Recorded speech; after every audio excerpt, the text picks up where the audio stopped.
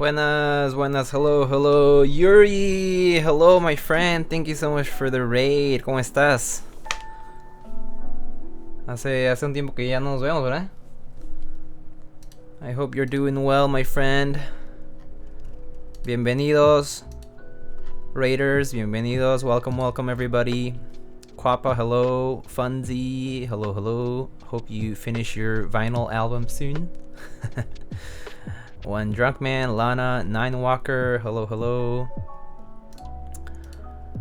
Roblex, Peaches, good day. Luciano says aquí de parte de Yuri. Muchas gracias, Yuri. Buenas, Kusen, buenas, buenas. Mr. Kupo, hello. Hey, Reborn. Key Bunny, it is indeed early. New hair color. So I guess it's finally starting to lighten a little bit.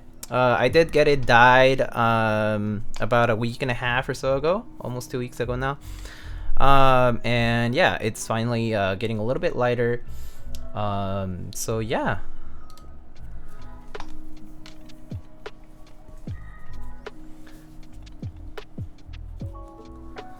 Elvin Monster, hello, hello. How's it going, everybody?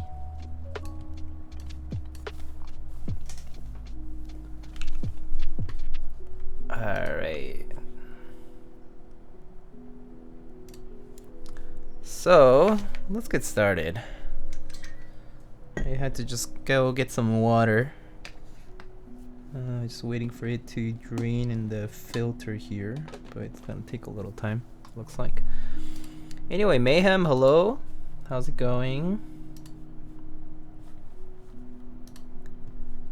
This isn't popular streamer Miyago11? Who is this unpopular dude? Lightning Keyboards. Smoge. Brandon, hey, what's up, buddy? How's your week going? I hope everybody's week's going well. Happy Tuesday. Yeah, so I was away for the weekend, so there was no stream last weekend. I mean, this past weekend. I was just visiting my family for a little bit. Kind of crazy. But you know, it was my mom's birthday and like over the weekend, and yeah, it's kind of crazy. Like, it's been over a decade since I moved to the States, you know, from Mexico, and then like kind of realized that time just flies by. Like, I can see my parents getting older, and yeah, I kind of just felt too self-conscious about it. Just, you know, I feel like I don't visit them often, and so yeah, this time around I just kind of went on a whim. I was like, you know what, this time I want to be there in person and spend some quality time together. So I was away for the weekend for that. Got back last night, pretty late, and then yeah, and then back to work this week. But yeah, it's crazy if you think about it. Like, gotta embrace what you have, you know, gotta appreciate what you have while you have it. And you know, it was really nice to see my parents and just like spend some time together, even though it was just a weekend. Jin0993, thank you so much for the Prime Gaming sub, my friend. Thank you so much for the 8 months. It's like 9 AM out here. Happy birthday to your mom, bro. Thank you so much, Audax. Oh man, thank you. Yeah, I mean, I'm proud of my parents too. You know, they've lived a long few decades you know, outside of home, really, and you know, they've moved a lot over the years. Like, I think our family has moved like basically over a dozen times, right? And so yeah, I think they're in a place where they're kind of comfortable, and you know, they still do work. They still do work, but you know, still just kind of more comfortable and kind of more like taking it easy. So it's good to see them doing well, and fortunately they're healthy and well. So yeah, it was nice. Had some good you know, mom cooked food, which is something that definitely don't get too often, and it's always such a delight. It's always such a delight to have home cooked food. So Yeah. So anyway, that was my weekend. I hope you all had a fantastic weekend as well. And so we're back to building boards. And so tonight we are building a kind of cookie cutter kind of build, I guess. We've definitely have built just like this one before. Not the first time, that's for sure. And today we're going to be building a TGR V2 CE. Food looked bussin'. Oh, it was so good. One drunk man, it was so good. Like every meal was just like, you know, my mom would be like, "Hey, oh, I know it's not much," and I'm like, "Are you kidding? Like this is so good." Oh man, like if I had to make all the food, right? It's so much work. But when someone else makes it for you and you know it's just right up your alley in terms of taste and flavor and all that, it's just perfect. It's so nice. Never heard of this one. Is it similar to tofu? Yeah, it's pretty close. They start with the same T's. It's another T word, as one drunk man might say. Where do you get all these JV2 CEs? I get them from people who send them out to have me build them. So they're mostly client builds, or you know, friends who are like, hey, I got a JV2 CE. Let me have you build it. So that's basically what it is. People just ask me to build for them. From Kalam. K person, not very T word. Anyway, so it comes in, well, this one came in this Monoke Kaban, but we have here our JV2 CE, and it's all its original unbuilt glory. So here it is, unbuilt original PCB over here. Here's our multicolor weights. This black case with a USB mini port still. This is an older design that still uses the USB mini connector. And here's the very well-known carbon fiber backing here that just covers the back and also covers the screw holes that will also keep this weight on the bottom piece. But yeah, comes all the hardware. Okay, so let's put that aside for a second.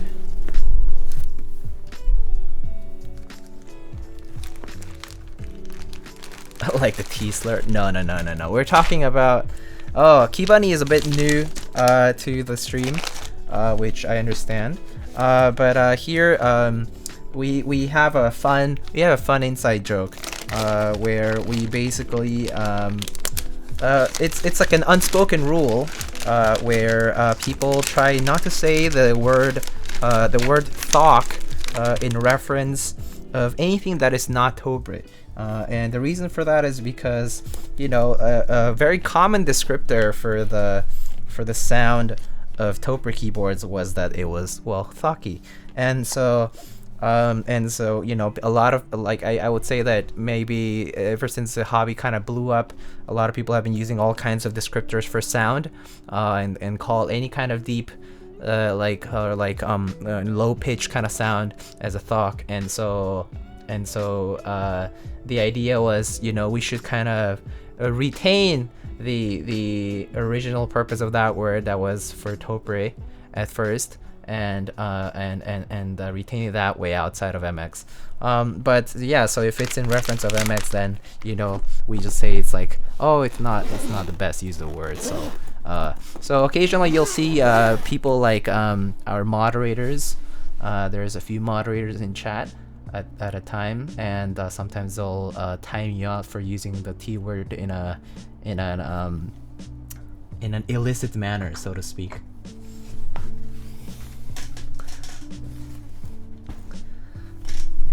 Alright, so we have some some clip-in stabs over here.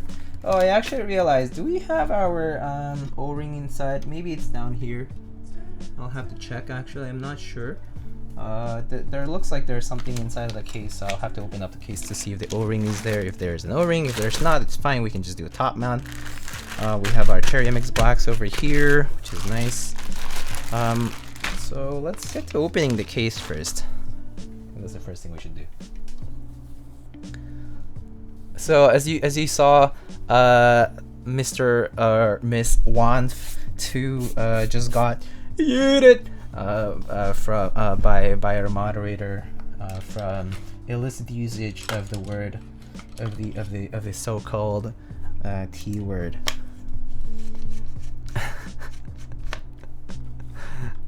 Let's call in clock. As a Clarence one, I was scared. Oh no, I know exactly why. That would be such a. It would be a trigger, and it would be kind of strange. I mean, that would be really horrible if it were, you know, meant in a derogatory and like, you know, that kind of ways. That would be just really awful. Alright, so let's remove these screws. Actually, I think it's been a little while since I actually did this.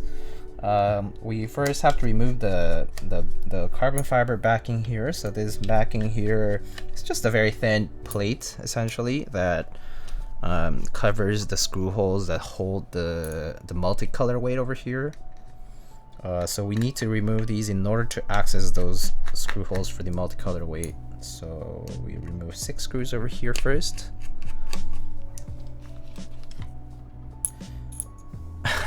There is an exception that Peaches has allowed, which is when I am building a keyboard with lots of foam, then the T word is allowed, because lots of foam creates a sound more akin to that, I suppose. But you know. Mr. Mason, hello. Hi.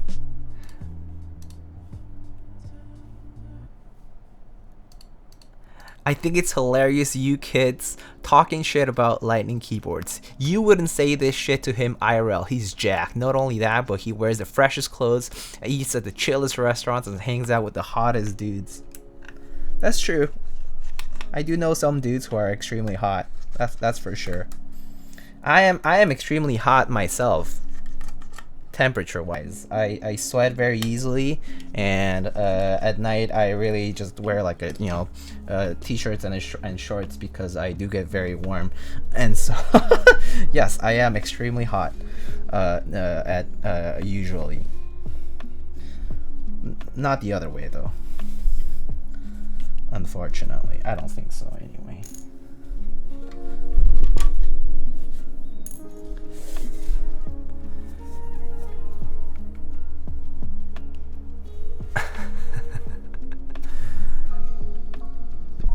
Alright, so you remove these 4 screws, and then this weight is kind of lodged in a little tight, so just need to sort of really, oh god, okay, there we go. So that comes off like that. So that's the multicolor weight. It's brass, it's kind of PVD coated. It still does sort of get a few marks if you like touch it too much.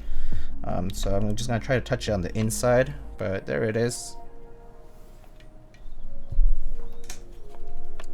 If I get a commission, can JD sign it? I'll try to have JD sign it. You know that asking a signature from JD is a bit of a tall order, you know?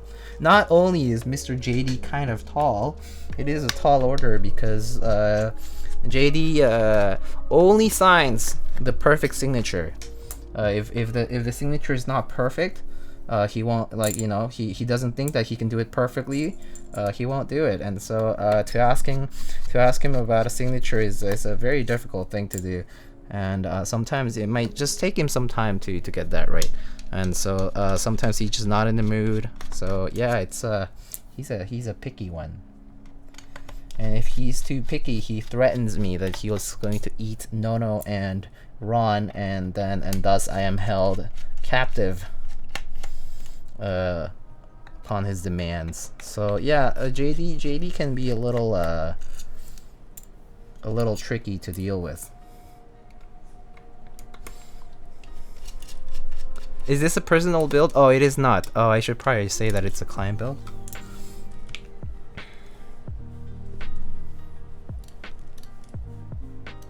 Sure, why not? I'll change the command. Building for a client. All right. JD is an abusive roommate. JD isn't abusive per se. JD doesn't really actively extort or you know, do things that are questionable in morality. However, it still gets a little tricky. He simply is, like, you know, like a tiger is truly a large cat, and large cats, like cats, as you might know, we are merely cat servants. Cats do not serve us. And since JD is one of the larger kind, he really does simply exerting his natural authority over you know, over this current ecosystem biome in which he resides. So yeah. Okay, so there is our O-ring indeed. So we also need to test our PCB. But let's take the plate out nonetheless. JD NFT crypto rug pull when? Oh my god. Imagine. He's too cute. Diego's clients having all the saws? It is true that I do have some clients who are truly lucky. Hello, you mother father. Hello, my son. How are you, Nacho? JD living rent-free in New York City. What a dream life. I know, he basically is living that FIRE life, financially independent and retired early life. It's truly something that we all aspire to be, and only individuals, only truly alpha organisms like JD, who simply dominates any kind of setting he is in, can live that kind of life. And yeah, so JD is a really one of a kind, and yeah, financially independent, retired early. What can you do? It's truly something else. Gotta write a paper for tomorrow morning. I'm watching stream. Bruh. You probably should consider, you know. Oh, is this new? Ah. So I do notice a very small difference. It looks like this TGR JNV2CE is from a latter batch. And why I say that is the case is because the TGR JNV2CE does not have alignment tabs normally, but this one does. You can see them on 4 places here. So I just noticed that when I put the top case on, it just stay put, which is excellent for alignment. So that's actually great. So yeah, okay, great. So it must be from one of the latter batches that shipped out from the group buy, because I know that my unit, for example, doesn't have alignment pins.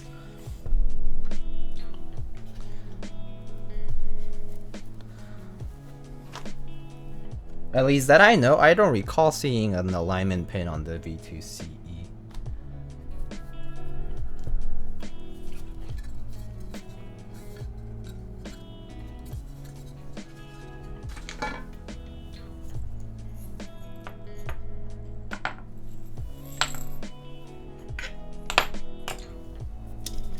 Okay. Someone send JV2 to me, I give address. Oh, that would be great. Currently watching Diego build a client JV2C while also building a client JV2C. Oh, nice. So Twinsy, so awesome. Pog champ. Oh, that's very Poggers champions, Mr. Darian. I hope you're doing well. I hope your build goes perfectly well. Alright, so we need to test this out with boot mapper client.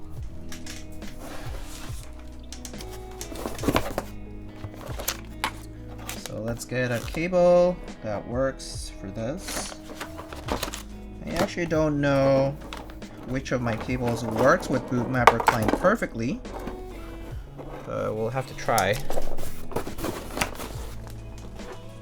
Boot mapper client, unfortunately, is always a little bit of a gamble.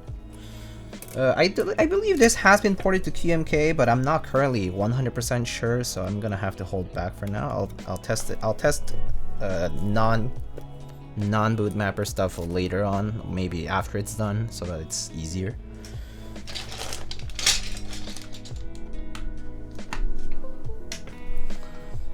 Where, Lindy? I actually probably put it somewhere else. I think it's in a different box. I just didn't see it right away, so I just picked this one up. Alright, so boot mapper. Ah, this works. Perfect. Okay, so let me show you how this works. So you go to boot mapper client, you open it up, and then when you click on download, it says downloading, and then this box appears here where it fills out the entire cluster over here, so that this is basically what's programmed onto the PCB by columns. Alright, so then to test it, what I do in my case, I just do toggle boot mapper, and then just go by each row, and you will see them light up basically in order. Pretty easy, and then, you know, it's just to check your programming or whatever you want. In my case, I like to program, so this is currently programmed as numlock, but I like to put that as the FN key. Print screen, scroll lock, pause. Okay, that.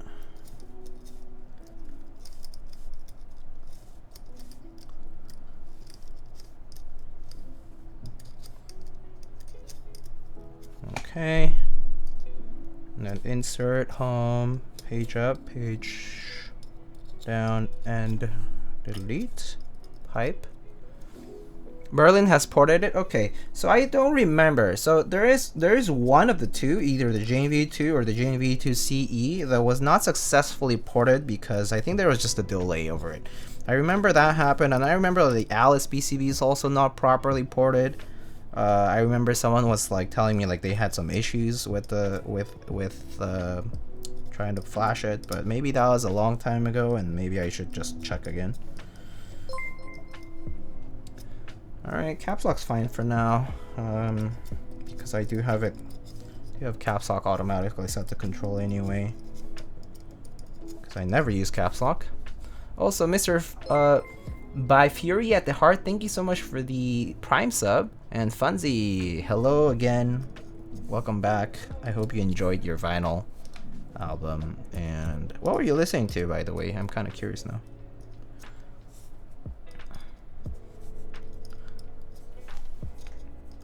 Wait, which one is this? Okay, space bar.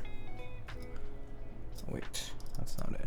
Alt, GUI, and okay, so maybe let's program the whatever the right alt is gonna be to. Oh wait, it is already programmed to write GUI, I think. Okay, so that's cool. All right, that's fine. So that's the Windows key. All right, I'll leave the rest. Okay. All right, just upload, go. All right, and we can close it for now. Oh wait, 1 second. No, not yet. Oh, okay, yeah, sure, cool. All right, so PCB works. Imagine actually testing the PCB can't be me. It's a habit now. I actually managed to make it a force of habit where I do just test the PCB anyway. There's like very rare times when I actually just don't. Like I just check that the diodes are all there and that it works on like a few locations, and then I assume that everything else is working. Normally I don't have issues, but there are times when you don't test it that you do encounter some issues. But you know, it's not often.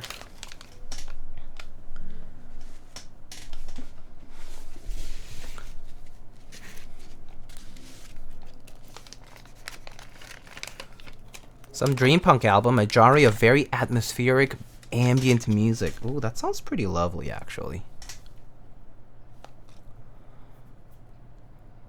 Mr. Keeps managed to port Alice. He hasn't made a via key map though, I believe. Or hasn't pushed it to a repo. Oh, I see. Okay, it's good to know. Awesome. Floor 122 by very long name that I can't read. if you want specific. Okay, cool. Sounds pretty fun. It's Chinese for desert sand feels warm at night, I think. Oh wow, that's a nice. This is an interesting name, and also it kind of sounds pleasant. You know, it sounds like something pleasant to listen to. All right, so I think I just need to. These tabs are somewhat lubed because I had used them before, but I'm going to clean them up anyway.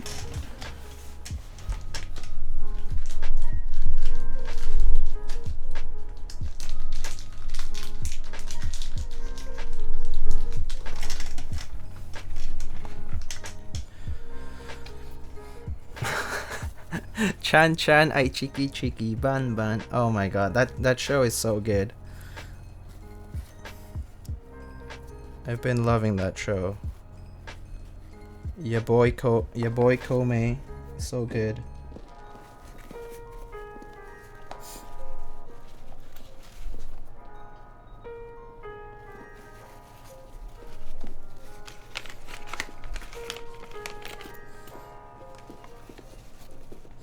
Alright, Hashcub, hello, hi Lightning. F188, win keyless silver for 900 unbilled or key code number 2, black brass used for 1850.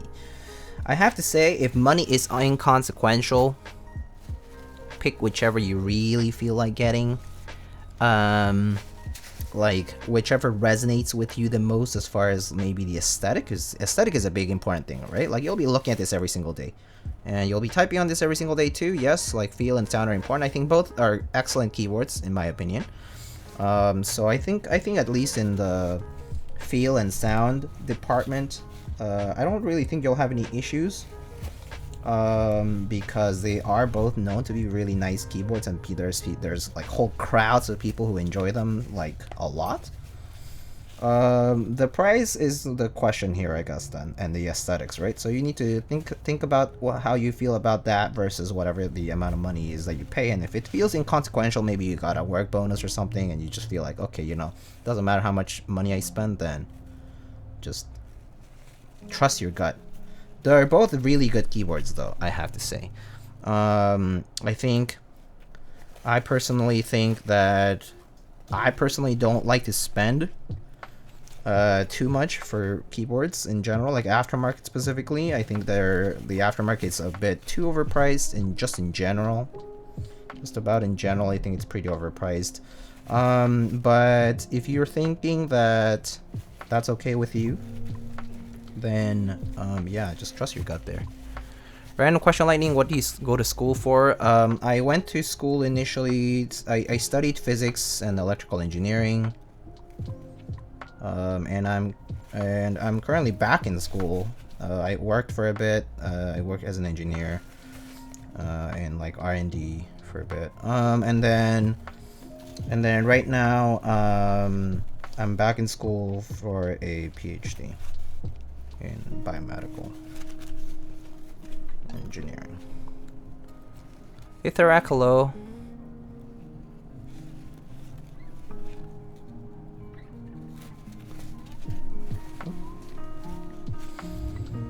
Keycult has that tonk. Keycult does have a... I mean, they're different, right? They're slightly different as far as like the keyboard themselves go.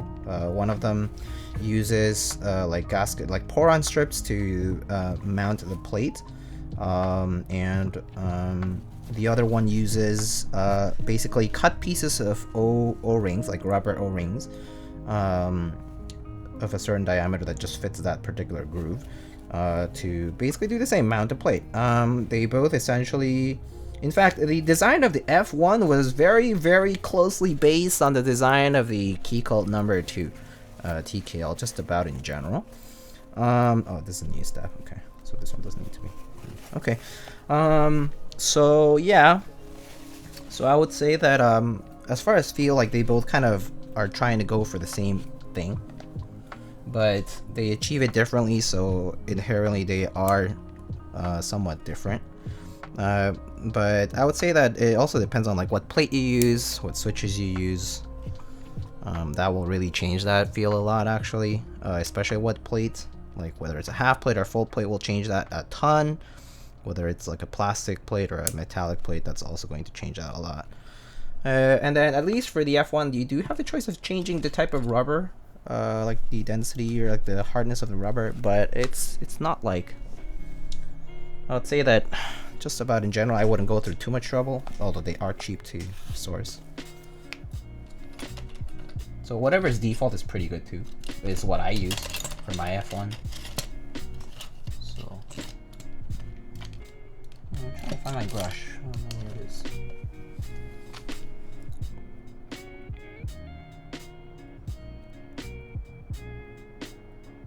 Imagine getting a work bonus, can't be Smoj.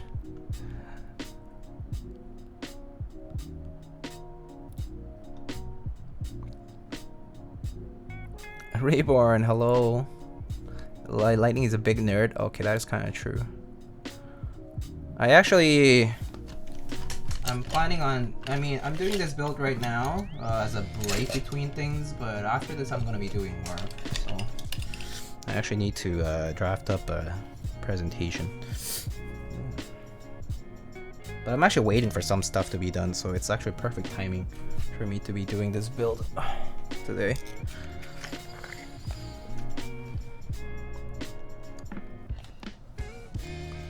Visually, I prefer the number 2, but the weight of the but the weight of the 1 never won a raffle yet. I do have preferences as far as that is concerned. Like, I like the number 2 TKL a lot more than the 65 for some reason.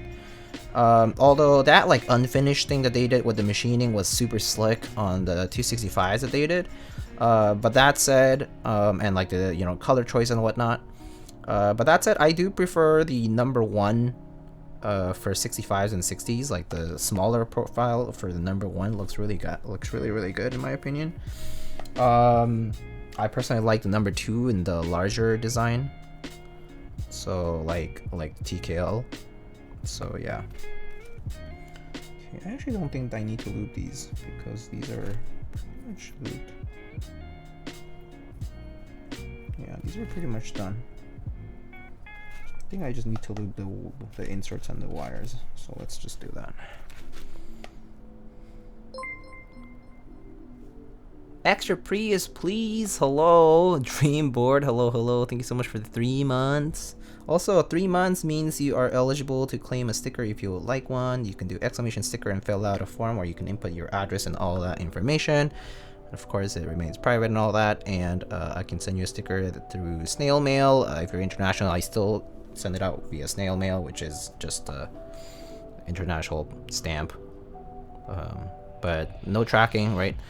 So it arrives when it arrives. Oh, I actually think I owe a few people some stickers, so I'll probably send those out soonish.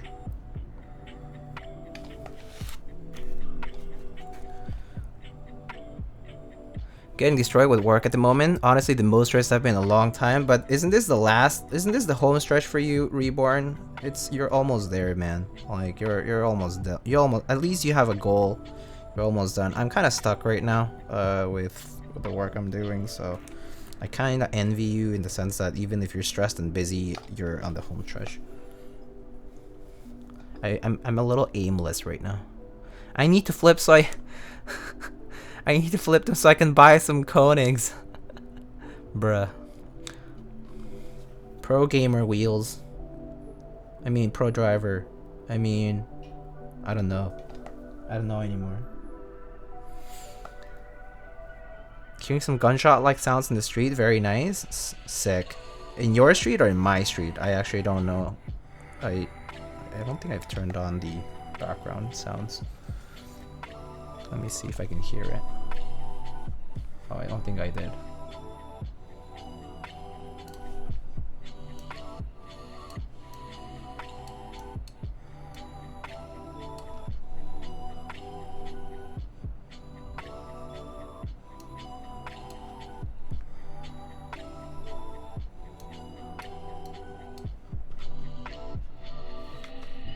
Mine? Keck? Oh, I see.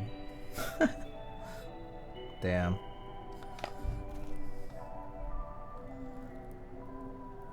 It's bittersweet. I can see the light at the end of the tunnel. Yeah, dude, that's huge.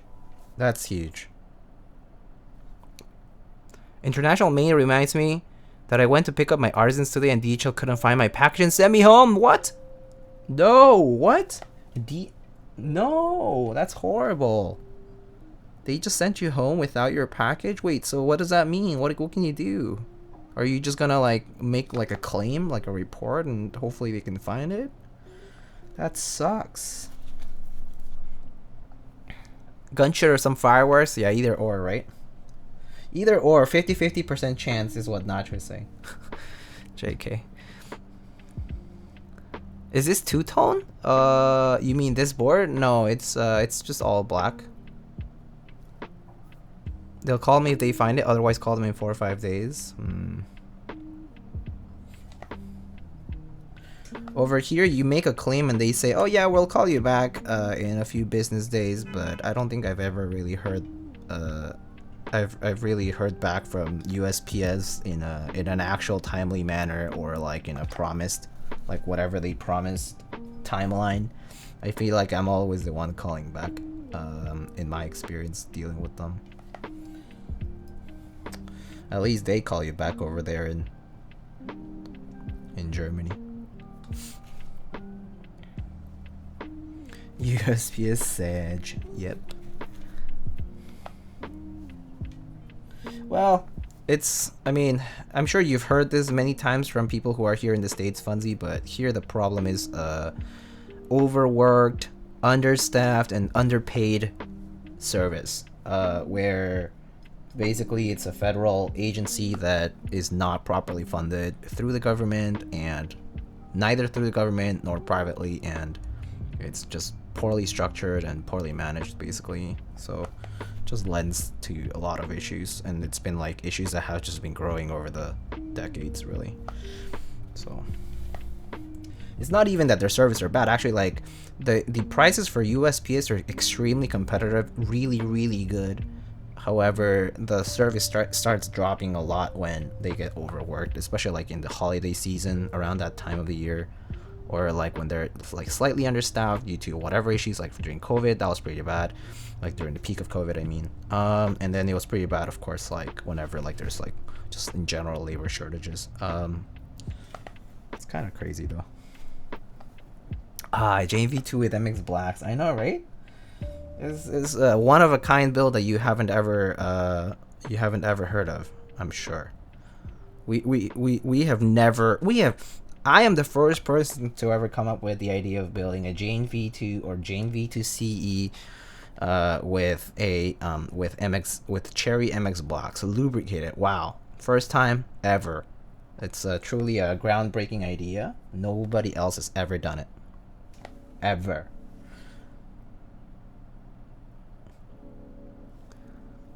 So original, so brave, so courageous. You're like Apple, my friend.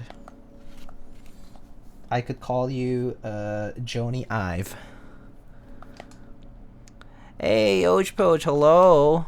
Popcorn, they have huge pensions. Oh yeah, the pension problem is another big one. So it's like a weird payment structure where like people who worked for a long time through the agency, like USPS, have these pensions and there's a law that basically that finally is like giving up those pensions, but it's yeah, the poorly structured thing where like they provide pensions to these retired people, and like they basically like everyone else gets fudged because of that too, because of the limited budget that they have. Anyway, Oshboch, hello. Hope you're doing well. Home for a bit. Oh, I was home for a bit too over the weekend. I hope you enjoy your stay home. Being home was so lovely for me this past weekend. Really had a good time. Had good food. I actually felt like I slept well for the first time in months. Or maybe in weeks, rather. I guess months is exaggerating, but in weeks, for the first time, I feel like I slept well there. It was kind of nice. But it was just a weekend, so it was pretty short-lived. But it was nice, nonetheless. USPS is better than UPS and FedEx. Yeah, in a lot of cases, USPS actually does better than FedEx and UPS. And FedEx is absolutely the worst in every regard. Big mess up from the Easter holiday. Most people had Friday and Monday off. What about an Alice with stock Gateron yellows? That's original AF. I remember. I mean that's Pudsies, right? Yo, Mr. Dennis, Jace with MX Blacks. I wonder what it's going to sound like. I know. I don't know at all. I'm looking forward to it. I mean, I'm looking forward to it just because it's great. It's a great combo. But wow. What's up, buddy? Thank you so much for the 22 months, my friend. I hope you're doing well. How's work going?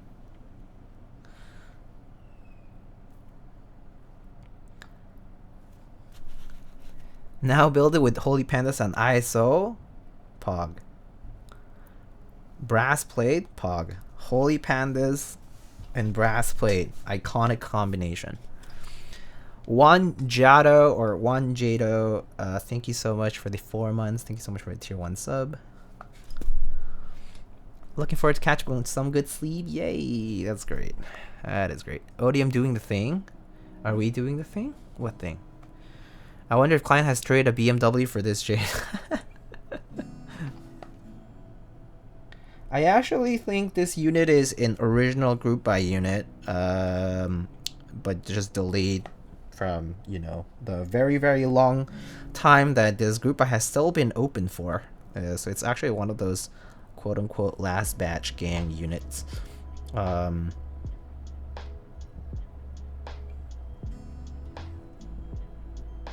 I think. Something like that.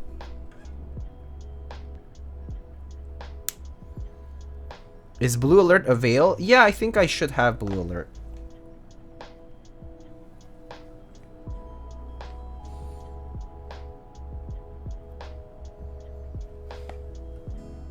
Last batch copium. SG have Jane V2 want Porsche. Do the Singaporeans actually collect cars though? That's the question. Is there even space to have that many cars in Singapore? It's a relatively small city. I actually don't know how if Singapore is intense on cars. Is it? I know there are some really nice houses. And really high-end lifestyle for some families. I just don't know how the car scene is over there. Did this man just call Singapore a city? It is a city. It's a city state basically. It's a city country state. Basically a city.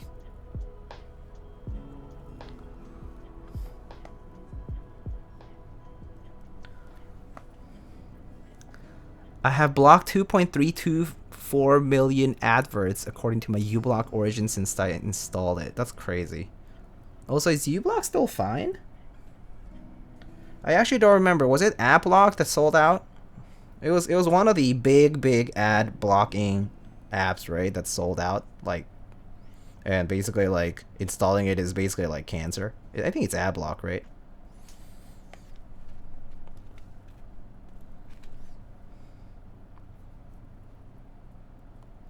Time for a German lesson. You have to pronounce the E in port. Okay. Porsche. Okay. Thank you. Thank you so much for the German lesson. Porsche.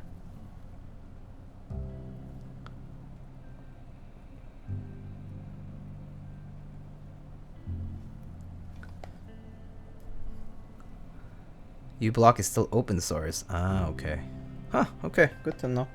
I mean, I have had uBlock for the longest time. I don't think I even ever had AdBlock in my, like, during the time I've had any kind of AdBlock thing. I don't think I've ever had AdBlock. Maybe I had it a long time ago and not my computer, but my computers have always had uBlock as far as I remember. And yeah, it's a godsend. It's a godsend.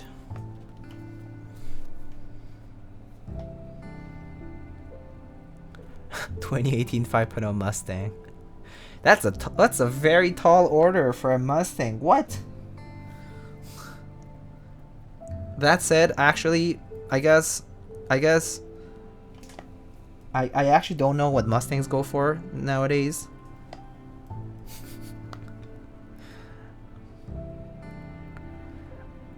F the Germans. I say Porsche. Porsche. Or is it Porsche?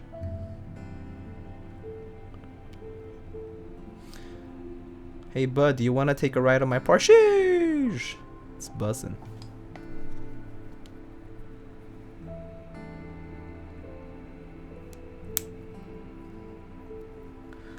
Miyagoshish when? Oh, that's a good one. I actually should make a Miyagoshish emote. That's a good one. I should send out the blob sheesh as a reference and do a Miyagoshish emote.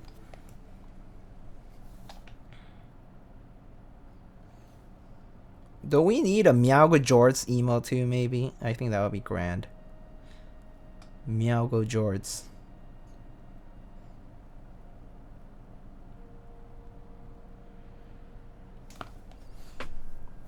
Take a ride in my Dalco.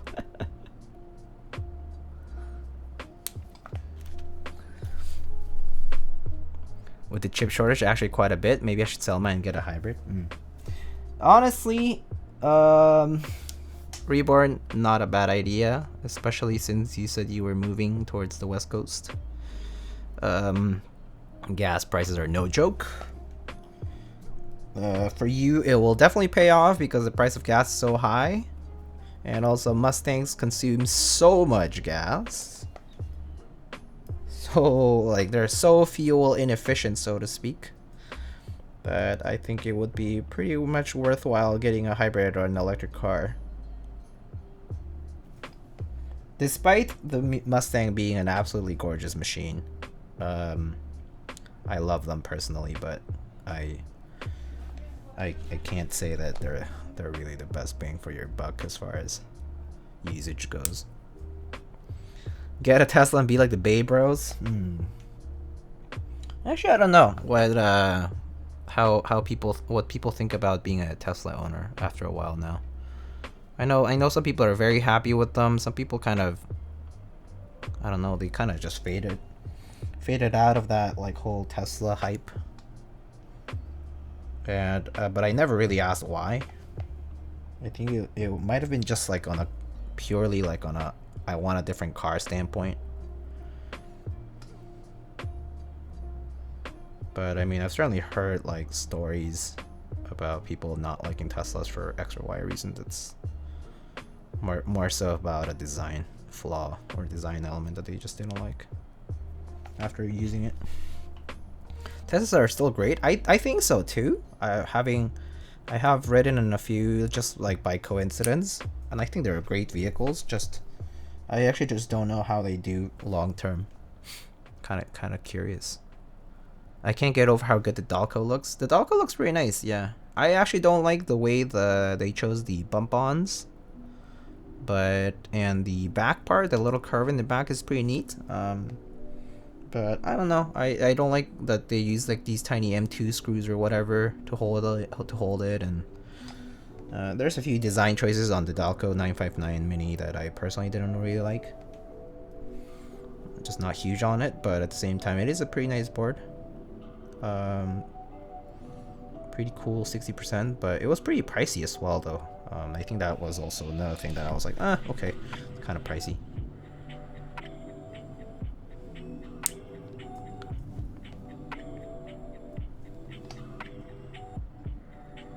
Dalco haters bought it. I'm not a hater. I'm just saying there's some things that I would have probably preferred different. Like, don't hate it though. I think it's fine. It's a fine board. It types actually pretty nicely. At least from the couple I've seen, they type pretty nicely.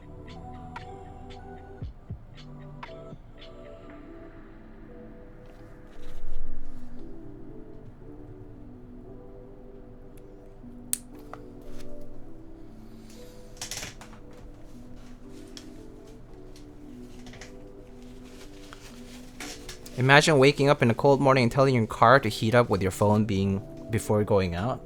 That is kind of nice, to be honest. The whole like Tesla experience.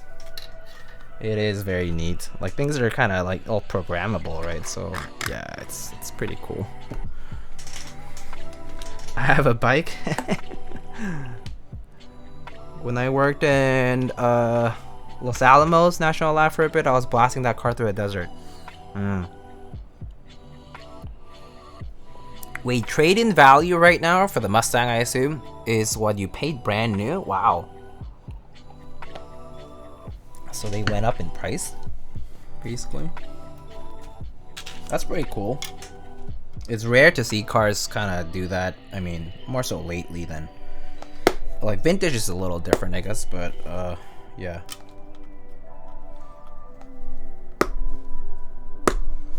Tesla cars themselves are great. The Tesla fanatics are something else. Okay, I do agree with that, like 100%.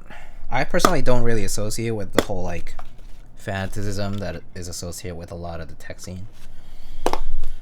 I mean, it's like starting from like iPhone versus Android kind of thing.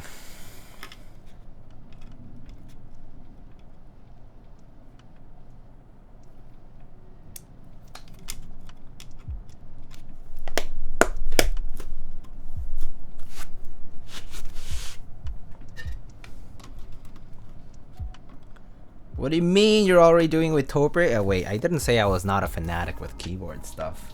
I know I'm a fanatic of Cherry MX stuff and like Cherry MX browns or blacks or clears, for example.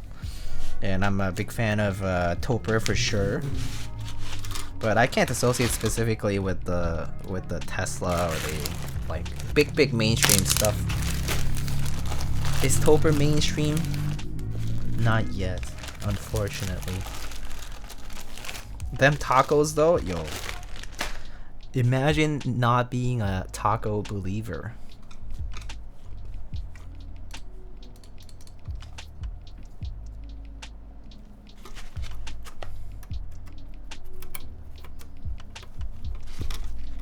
Alright, so today we actually have these quote unquote new old stock vintage MX blacks, which should be pretty smooth.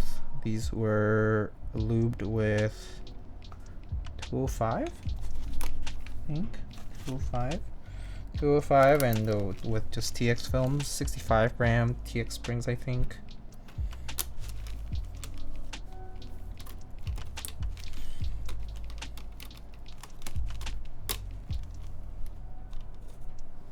NOS vintage West German lubed film spring swap. I don't think it's quote unquote West German because I do think they came from one of those like Wise terminals, so it's like decently smooth, and I don't really think there's an association with the age or origin. TBH, I don't care as long as they type fine. I could give fewer shits about this. I personally don't really care about the distinction of the switches. But good for people who like to classify them and taxonomize everything. Not my thing, but yeah. East German.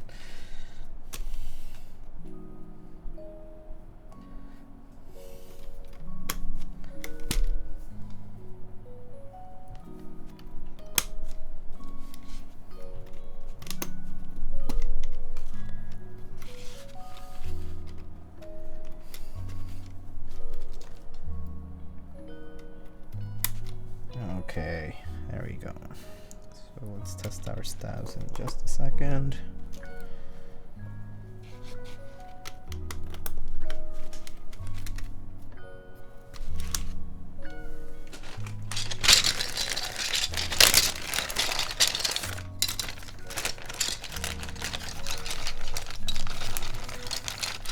So I'm not sure if y'all have seen some of the pictures that I've seen maybe like 2 sets of pictures of Dolce R5 out there now, and I'm so excited for the set. It's shipped. It has been shipped to vendors, but Oblatsky from EU already is shipping them out to customers, and so the photos are gonna start trickling in for the set. And I saw some of the photos of the set, and man, I'm so excited for it. I am so pumped for it. I haven't seen the Hangul kit just yet. I've only seen the base kit so far.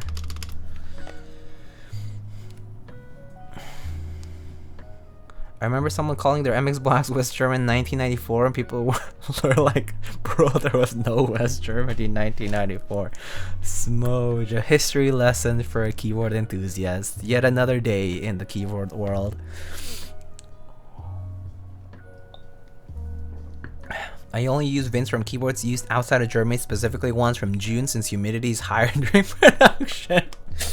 Ah, yes, of course. Ah, yes. I measure the humidity. You know, just lick my finger and try to see where the draft of air is going, and then I can tell it's a sign. You know, and then consult my feng shui knowledge to see which year I should pick this time. You lube with snake oil too? No. I lube with car oil only. LSD oil.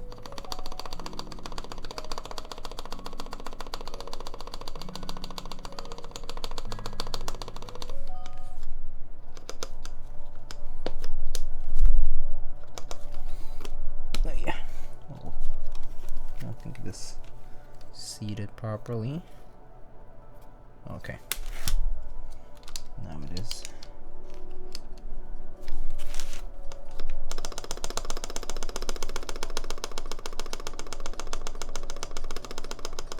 Realistically, how long is a PCB at least? Or wait, how long does a PCB last? Is that what you're trying to ask? It will last quite long if you know how to take care of it. In other words, if your desoldering is not too bad, like if it's done cleanly before you actually take off the switches. A lot of the damage on the switch hole pads will occur whenever you don't basically under desolder, like you desolder less than you should, and then you rip off the switch with the pad on it. That's very frequent for damage on PCBs. Another way you can easily damage your PCBs by overheating the pads when you're soldering or desoldering. That's another way that people normally damage them. Yeah, but otherwise PCBs should last quite some time. I mean, there's keyboards out there that have been like desoldered and soldered again many times over decades, and they're still okay.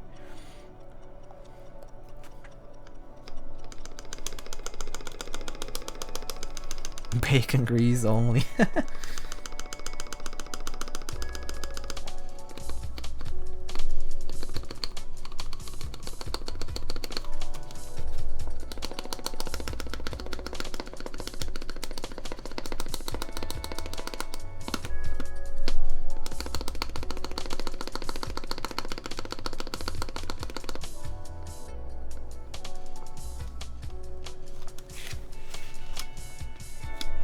Yeah, just make sure you, yeah, basically if you're careful when you're doing things, like if you're doing things appropriately, I honestly don't think you should have issues with maintenance. Yeah, but, I mean, it can happen. Having an extra PCB does help. I mean, it's a nice guarantee, yeah, just in case something goes wrong.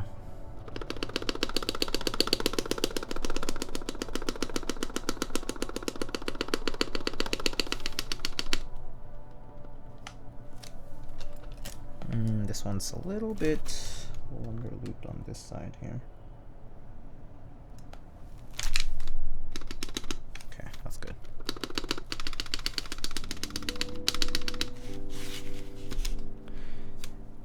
Diego, Mr. Kupo. Diego, I started getting into Artisans because of your keyboard photo, so thank you and I hate you. We have lost another soul. Welcome to hell, my friend. Welcome to hell. Financial hell. Addiction hell. Keyboard hell. Welcome. Everyone. You know that scene from Neon Genesis Evangelion when they're like clapping? When they're like congratulations and clapping? That's that scene for Mr. Kupo right now. Welcome to hell.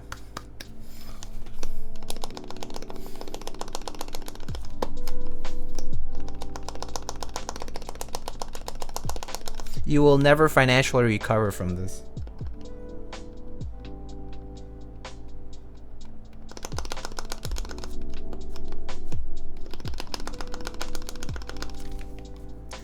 Sometimes with plate mount switches, the problem is that the switch is shifting around a lot when I'm pressing down on the key.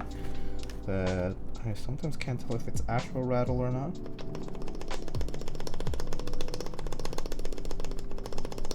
Okay, that's actually just the switch moving. Okay, cool.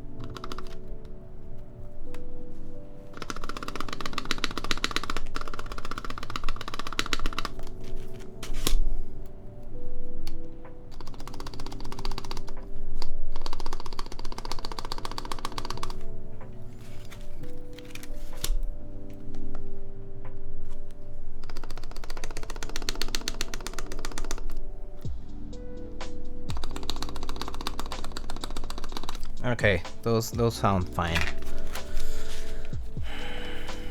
I accept my defeat, welcome myself to this addiction.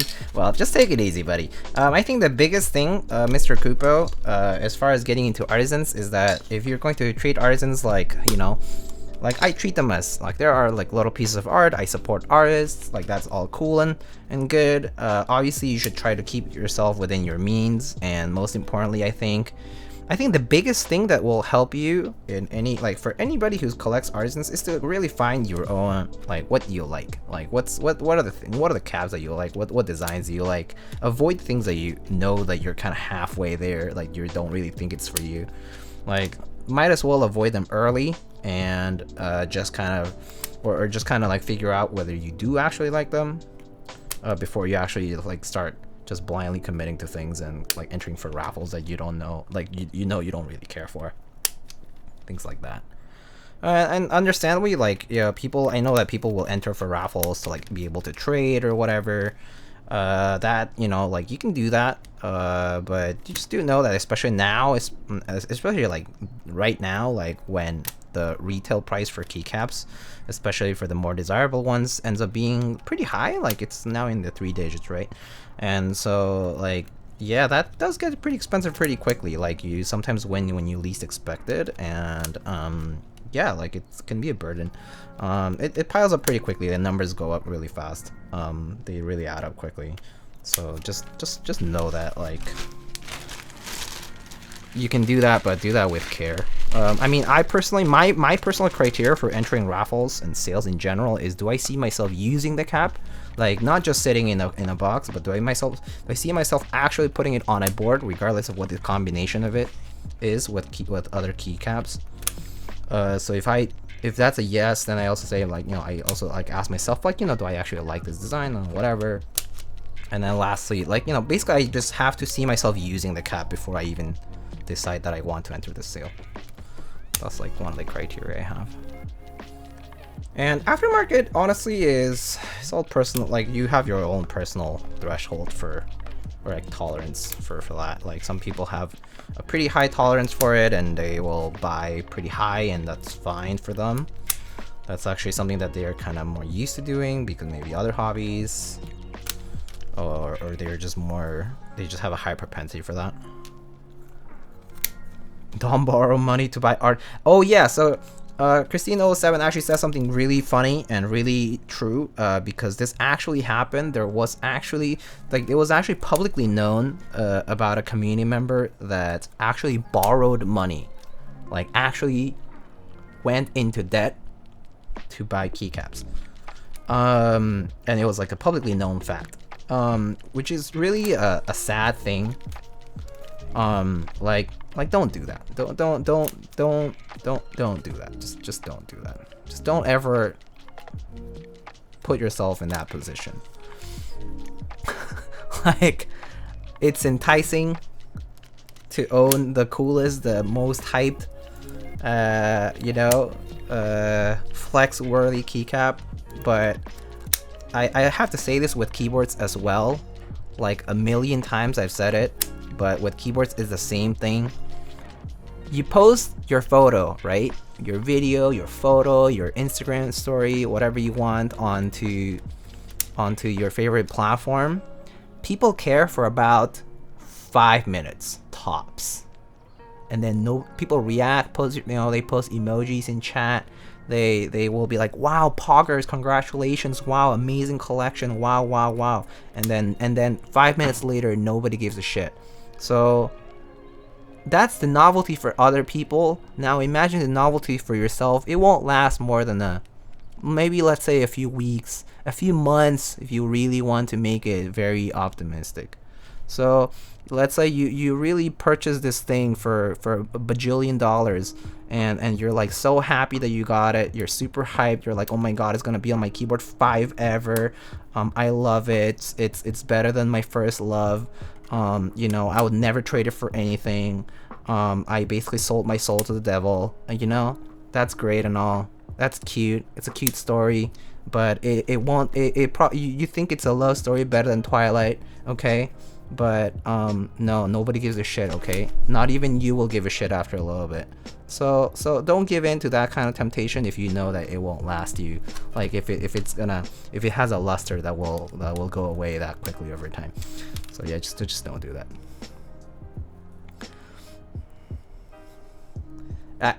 I'm telling you because I know people who really chased hard, really went for things that were like, oh my god, my dream, my grail, whatever, and you know, it only took a few weeks at most for them to lose that and be like, well, I kind of feel empty inside, you know?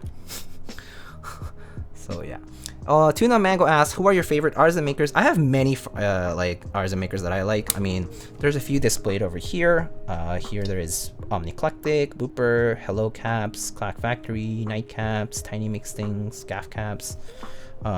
Key Collective is another one of them, although they don't really make caps anymore. Yeah, I mean, there's a lot of different makers. I like Tokipi a lot for like a lot of their blanks and stuff. They really do make high quality blanks. For both Toper and MX. Bro Caps for some of their most, like, their cleanest designs, like the Brobot is a very classic clean design. But again, like, it depends on the colorway for me. So like, I don't enter all sales because it's just not for me all the time. Post not clarification, but for keyboards, yeah, basically Jetty Cakes. Like it's a thing. People will do this a lot, and I've seen people like be like, I spent thousands of dollars, and then the next thing you know is they're getting flamed on Mech Market or whatever because you see them selling it again because they just realized, oh my god, I realized that my wife means a lot in my life, and you know, she told me that you know, I was blindly chasing this dream and now I'm completely crushed. I totally forgot my daughter's birthday and now I forgot to get her a gift, and I need to sell my keycap to buy her a gift right now, and also I need to fly out to whatever because I totally forgot to book my business trip tickets or something. I don't know, I'm just making up shit. But again, like, there's a lot of blind chases that can happen, and you might be disappointed when it turns out that, you know, it's not that long lasting. It's just like you're just kind of doing it for the fun of it, for the fun of the chase, and then it kind of empties you out afterwards.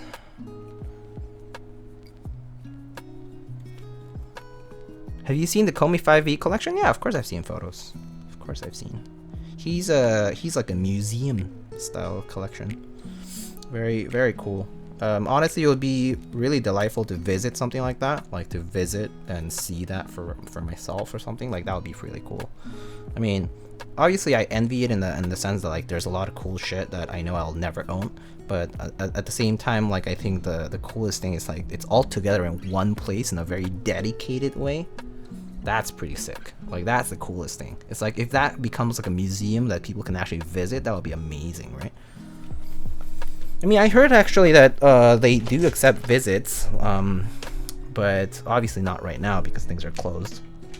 But I do feel like in some years, when the world tour reopens and travel becomes a little bit easier and whatnot, I think maybe that's even a possibility. Like, maybe there will be like a process for that to even be possible.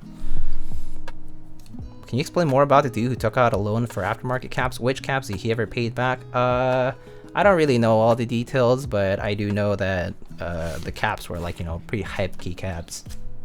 You know, $100 per pop. Like, you know, a few $100s per pop. At the time, it was a lot.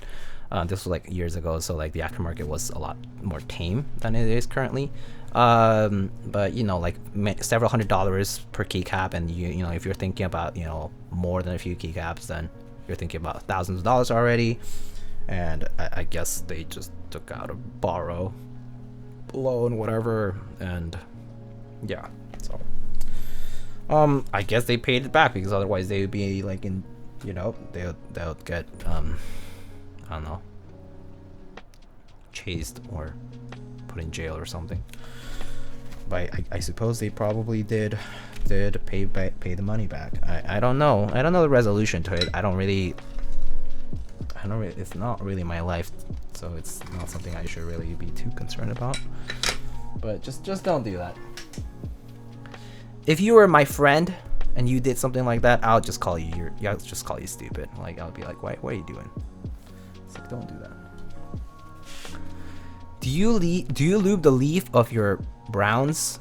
Ask me Hyuk9222. I do not, Mr. Hyuk. I do not lube my MX Brown leaves, because I fear that lubing that will kill the tactility, make the tactility go away. TX stabs? No, these are just cherry stabs.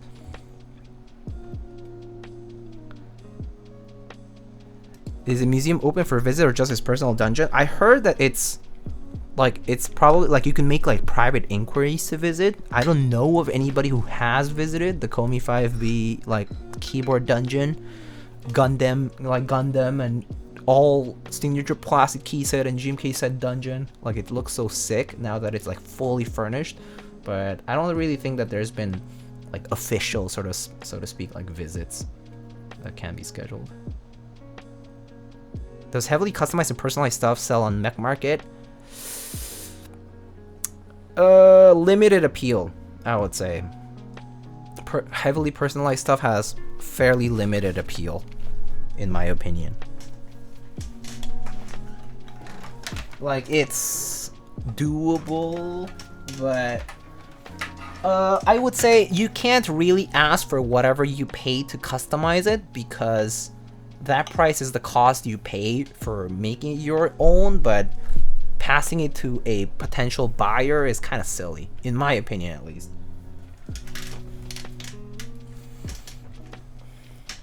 How do you get rid of leaf ping? Just lube the leaves? I think the main reason a lot of the... So, I mean, first of all, I make sure I always lube my springs. For any switch I lube, the springs are always lubed with like oil. Like, you know, 105 works. People use like Victorinox oil. Some people use like the TX. Like the TX used to have this like oil, like it was like paraffin oil kind of. And then, but no, for MX Browns, I kind of just either embrace a little bit of that sound. I kind of like, you kind of have to. The problem with lubing the leaf is that you do risk like potentially killing the tactility, especially like, you know what I mean? You could lube like the back part of it, but it seems very tedious, and I actually don't think there's a verifiable confirmation that it actually helps. So at least for me, I don't touch the leaf of MX Browns at all, but some people do say that they might have some luck with it, but I can't confirm it myself.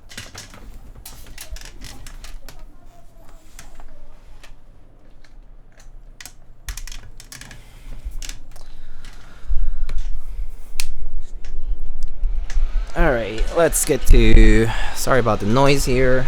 Let's get to soldering these.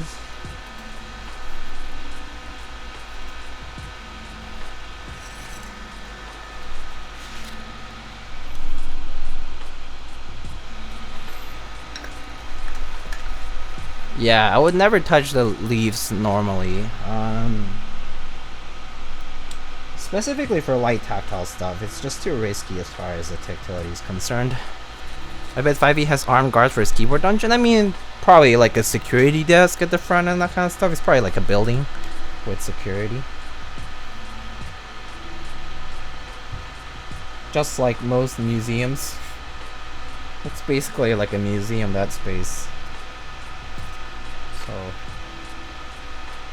if you just treat it as such, right? I'm sure it's pretty secure. Such high value for it. It's crazy. Like, I think based on the pictures I actually saw, he has on display every single key set made by Signature Plastics for DCS and like SA, I think. Not DSA, but I'm pretty sure it's DCS, SA, and GMK. Like Cherry Profile, GMK stuff. SA Olivia's, well, I mean, you could probably purchase that on Mech Market if you look hard enough. I mean, there were people who did end up selling that, so.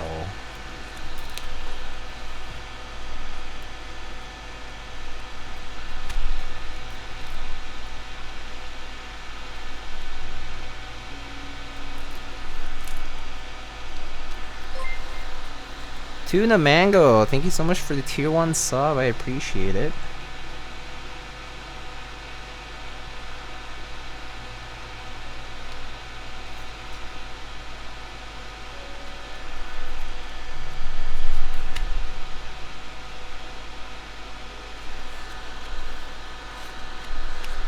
Tuna mango, do you eat tuna with mangoes?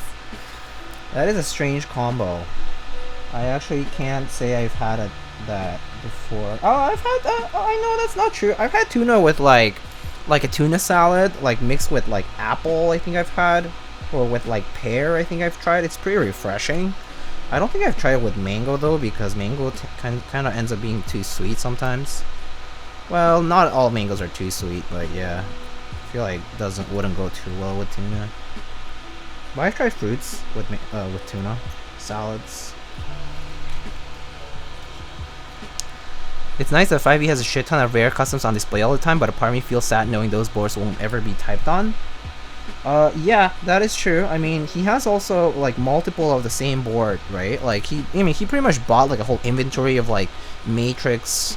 What is that? The 10X, like the full size one, as well as the 8X, the first 8X one. I think those are like pretty, like there's like a whole like inventory of those pretty much just to display the key sets and stuff. And yeah, they probably won't be typed on, honestly. Like I think a lot of them probably just have mock switches, even like they're not even built. They probably just have mock switches to hold the keycaps. And surely a lot of the OTDs are the same story. Like some of them are built and some of them aren't. And yeah, they probably won't be typed on seriously, like for regular desk use, most likely for a long time, if ever. But I mean, yeah, it's a little sad, I guess, in that sense. They don't get to see like proper use. That is kind of sad. But well, whatever.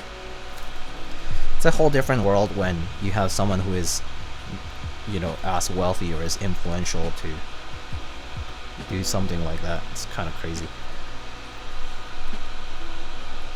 And there are only about 100 original 8XV 2.0, I think. Yeah, I see. Yeah, no, it's basically you could consider them like a patron sponsor of Matrix Lab.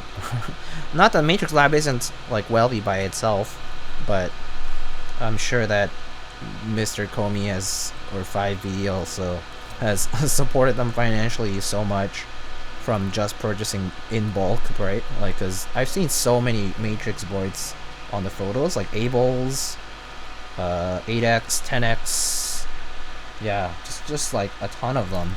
It's actually crazy how many there are over there.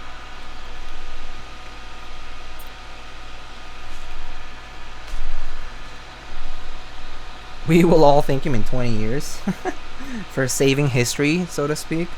I guess in a way, yeah, maybe in the future that will kind of like that kind of effort kind of does, you know, might pay off and be like a relic of the past, preserved in a very contained environment. I mean, that'll be pretty cool once it kind of comes to fruition like that. I mean, it'll be really cool to see like a history of, or like at least a curated archive of mechanical keyboard stuff, even if it's specifically like key sets or specifically like artisans or specifically whatever. Like, it's fine, but it would be pretty crazy to see like a curated space for that. I think that's super cool. I mean, basically like reaching that like art level, like fine art on display level of stuff is pretty cool. I mean, I know it sounds silly and super extra, but aren't a lot of things in life like that too? They're super silly and extra. What if he just dumps his collection a decade or so for super cheap? I mean, super cheap is very doubtful, highly doubtful that super cheap will ever be the case. But if it were actually super cheap, someone else will simply buy it up in bulk rather than split up, right? It would just be given as a bundle deal to some other wealthy collector in the area who just strikes a deal, right? That's how deals work for like bulk.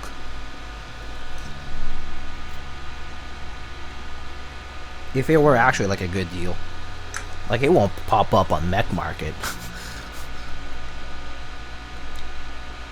listing with like 10,000 items and be like, oh, not first come first serve, priority bundles. I mean bundles prioritized. Instead of continental US only, it's gonna be like China only first priority, and then international. DHL Express shipping included to blah blah blah blah blah. Yeah, it's not gonna be like that. So PayPal fees included or whatever.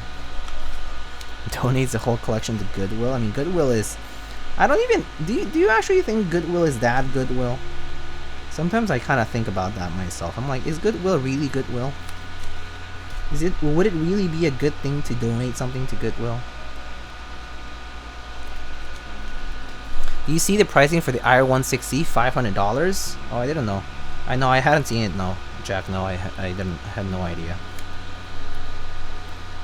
5e collects clacks as well, right? Yeah, there's some. I know that 5e has some one-off clacks in the collection, as well as multiple multiple Freedom Eagles, probably wingnuts, you know, like the one-off ogres.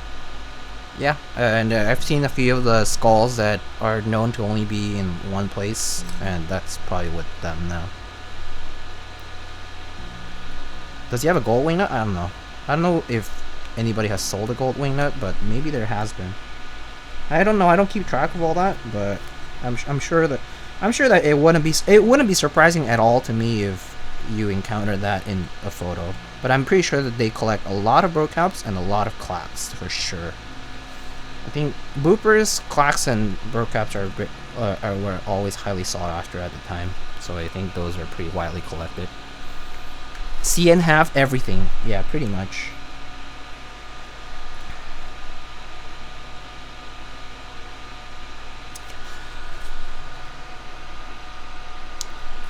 Aren't they a business first, so they have to make money? Yeah, probably. Oh, yeah, I don't think they're a non-profit, so. I'm actually scared if all my keycaps will arrive in the future. Where do I put them? Oh. Yeah, you'll have to make space. I don't know. Get a new place by then. But maybe you won't have the chance to do that, so I don't know. You'll have to make a shed. Make a shed for yourself where you can store like a storage space. I don't know.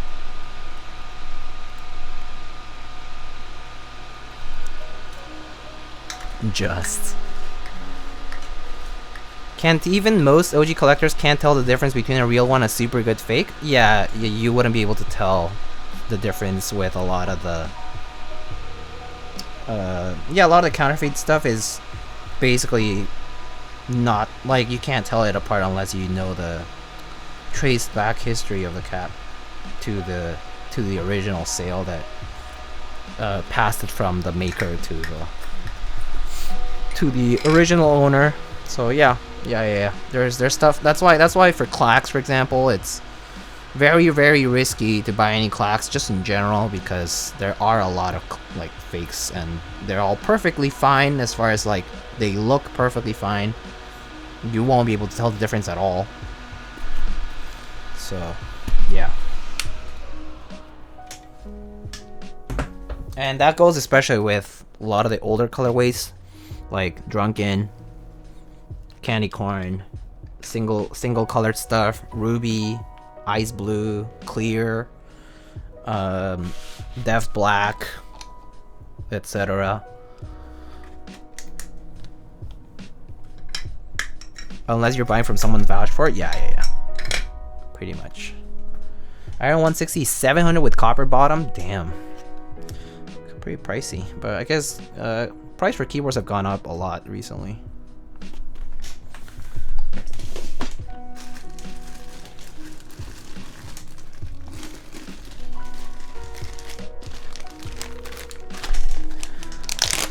Alright. Well, I'm not gonna do a long sponsor segment today, but don't forget to check out the different sponsors of the channel. If you're looking for keycaps, keyboards, switches, and so on, you can find them at different places, especially Canon Keys, Novel Keys, OmniType, Kinetic Labs, Space Cables, or spaceholdings.net, where you can also find custom cables that you can have made for matching your favorite key set. Prime Keyboards is also back open, where they sell alpacas and Durox stabilizers. And there are new plans for the upcoming feature. I will be reviewing some new Canon cap sets coming in as well pretty soon. So stay tuned for that.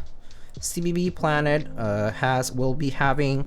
I was looking at the CBB Planet Discord server, and the CBB Planet Discord server, I saw that CBB said that the bongo trays, these small trays that I'm currently using over here for screws, there will not be a restock in the future because they are working on basically a new design.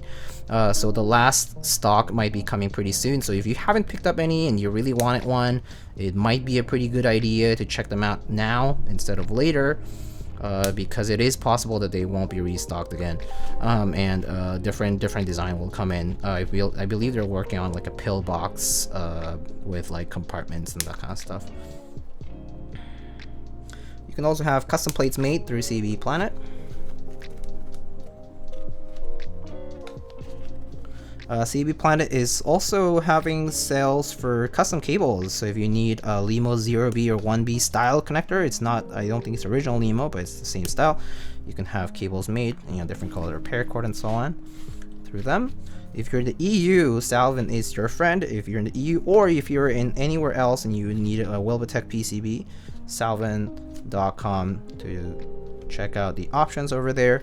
And also Salvin says Krytox products, stabilizers, and apparel and some of their goodies in their store. Oh, I was like, what am I missing? And I don't think I've seen any new updates from Project Keyboard as of late. However, I do know that GMK Masterpiece is shipping. So if you order GMK Masterpiece through Project Keyboard, make sure to check your shipping address because it is currently basically ready to ship. So it will be shipping to customers, and so people are starting to get them. So if you did order your group buy unit of GMK Masterpiece through them, or GMK Dolce R5 as well, which is coming very soon, as well as GMK Noir, just make sure you check your shipping address from the group buy just to make any changes before they ship out to an old address that you might have had on file.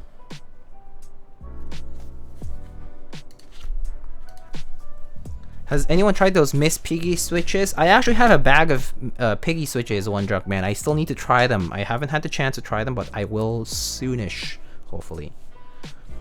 Well, I will as soon as I can squeeze in a personal build, because I would probably have to put them in a personal build.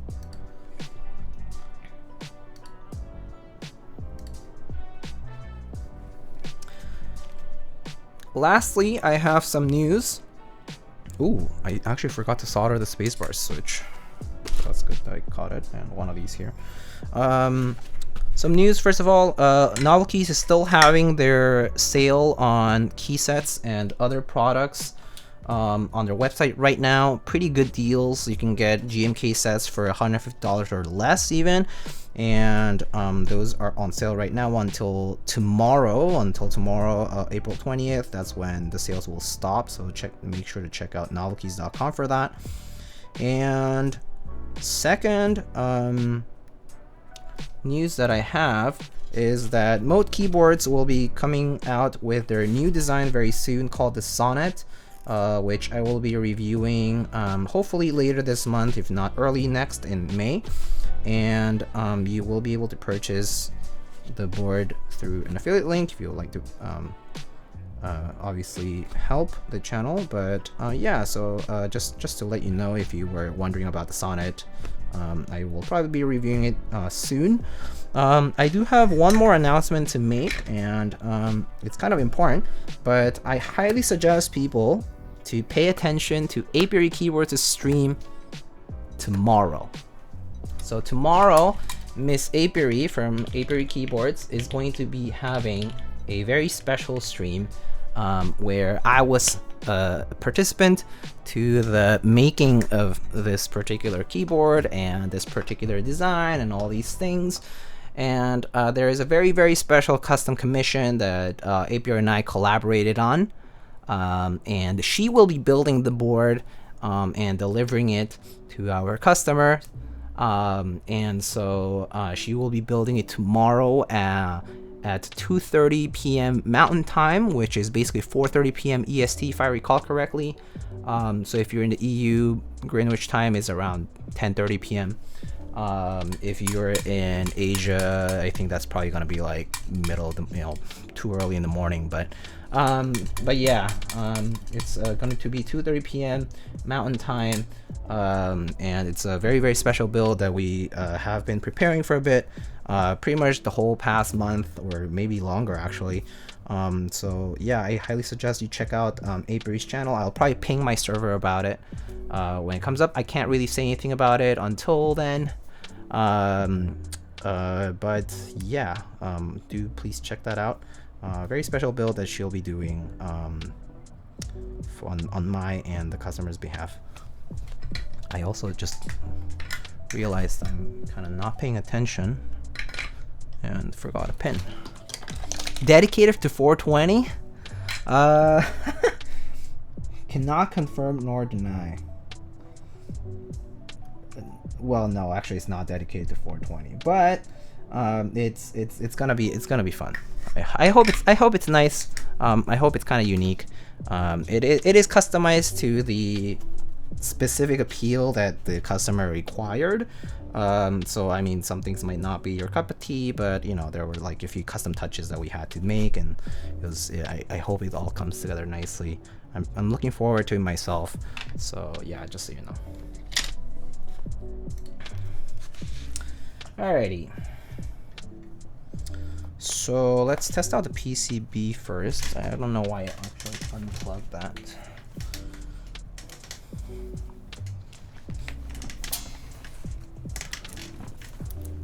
All I'm hoping for tomorrow is the Clackman returning this year.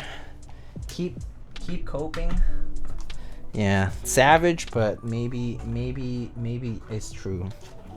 It is a bit copium. Do you prefer top mount or O-ring for the Jane V2? So the original Jane V2, the one with the F12, not the F13. So the Jane V2 regular one, that one only has top mount, so that's the only option for that. But if you're gonna do the Jane V2 CE, does offer O-ring. I do like both actually. I mean, honestly, the regular top mount is really lovely. But the O-ring, yeah, adds a little bit of uniqueness to it. It just softens the typing experience. I would say that it's just like a little extra touch to soften the typing. But I would say both are just as good, honestly. I think this is the function key, so it doesn't really matter.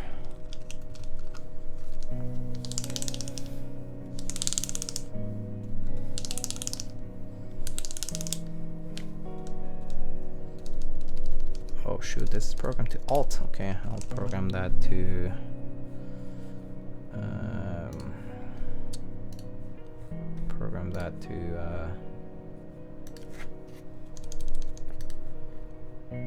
Win key.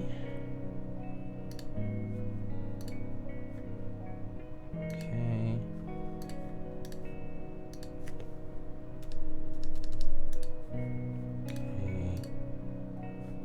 All right, cool. So keyboard's working. All right, it's all done.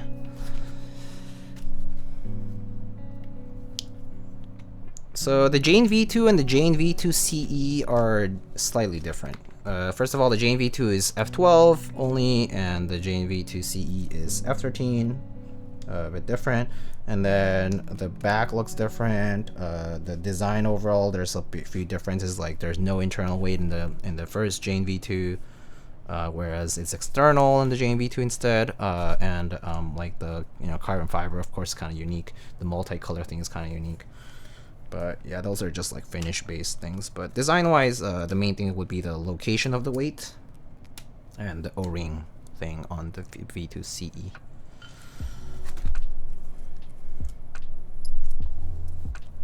Okay. All right, cool. Pontoporia PCB already got ported to VIA though? Yeah, I think so. I just haven't double-checked since the last time I built it. I just didn't want to mess around with it right now, but I'll check the QMK port later on. Yeah. Okay. But before I do that, I just need to make sure. Okay, cool. Should be fine.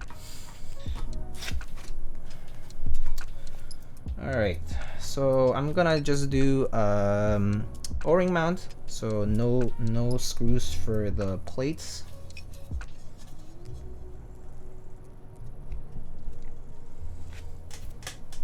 And then we're gonna need these guys over here.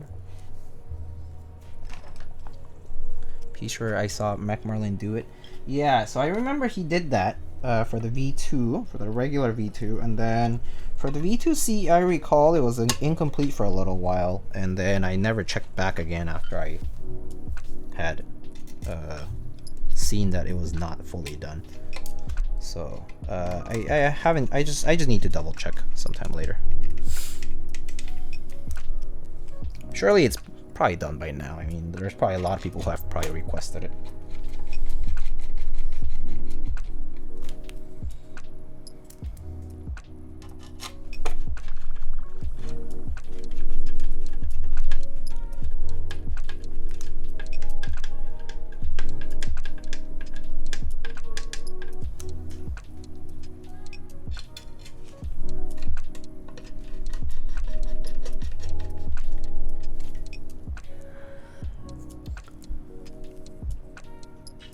I'm kind of curious why Sam chose to use Bootmapper instead of something like QMK at the time. Because because Sam preferred Bootmapper to QMK, simply speaking. He preferred using Bootmapper in general. He learned to design PCBs through Liku, but he enjoyed using the Win keyless firmware. So like, yeah, so A87 stuff, so which was Bootmapper at the time. Yeah, he just had a preference for Bootmapper. The QMK preference kind of started to skew a lot more after. I think the QMK preference, the TMK QMK preference really started to skew after VIA was out, at least in the like outside scene. I mean, QMK was still very widely used because, you know, a lot of people who wanted to have like tap dance or like specific like things like RGB control in a specific way, you know, whatever it is. But even then, I think there was a time that a lot of people did prefer Bootmapper because it's pretty easy to use. Like there is a bit of spottiness to the use of it, but like as far as like, for example, like it's kind of a lottery for the USB cable sometimes. Like there's some cables that do seem to work and some cables that don't. But all in all, like it doesn't really require too much fiddling around, and it's pretty, like the GUI is actually really simple to use, although it's, yeah. And you can actually use it on Mac too, so yeah.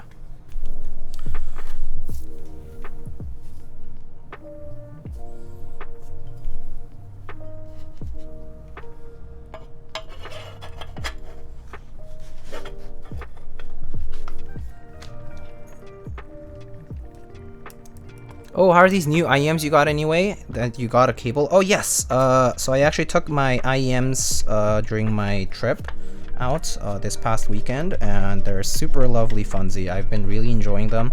One thing I have to say is like they're very precise. Like the tonality of the IEMs is really accurate. It's really nice. Like I know a few songs, and I know like I actually was like I know how they were recorded, and so I kind of have a very good idea of like what would be missing or not missing in the case that they would be like if they were being played. And so I felt like these really like were very accurate in the tonality, and like I really have been enjoying them myself. So yeah, it's been a pleasure to use so far. Yeah, and I do like the sub bass, especially on these. Like the bass is kind of like slightly boosted. It really doesn't feel like very dry or very like, I don't know, like kind of like coarse feeling. And yeah, it's been pretty enjoyable to use. So, and the fit for me is actually perfect, like as far as the fitment in my ear.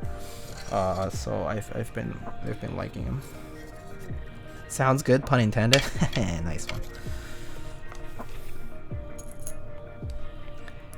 Any Linux avail? Imagine. I mean, you could always just like wineskin it for Linux. Like virtual machine it. Kinda.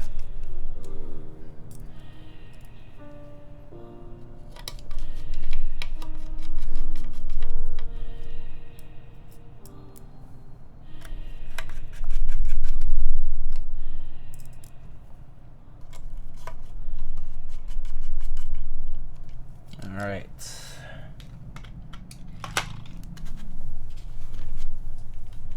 It has been assembled. Very nice. Alright, let's go find me that blue alert set that Mr. One Drunkman requested. Classic beige set. Don't see it too often. I should have it around here.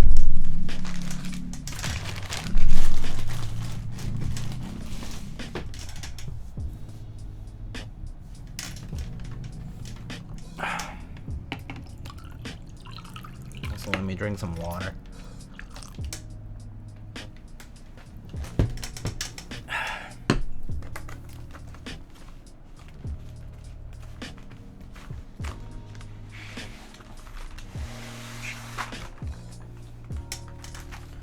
Alright, blue alert. Here it is. Is there a green alert? No, there is not. There is only red and blue for GMK.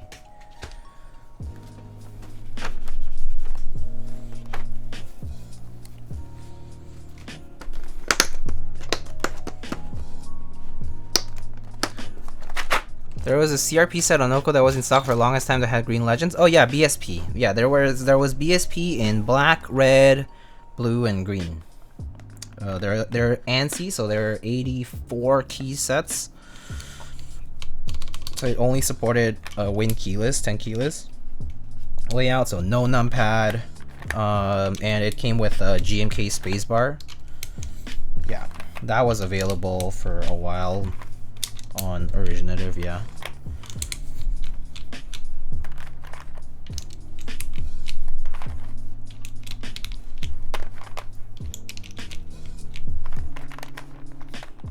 Green alert and beige are actually OT red alert. Wait, what? Wait, what is it? Any Dolce R5 avail? Not yet, unfortunately. That would be a good fit for this board, to be honest.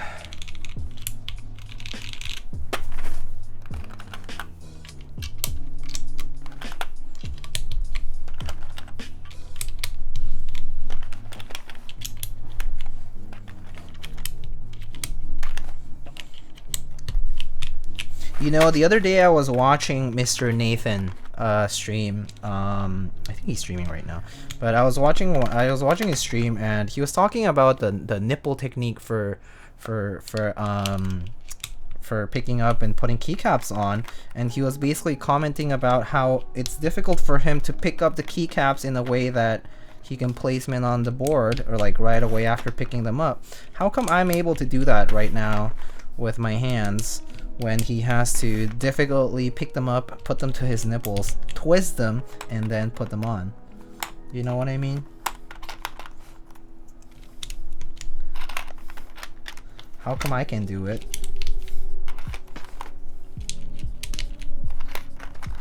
Skill issue. I was just thinking to myself. It was something silly, but yeah.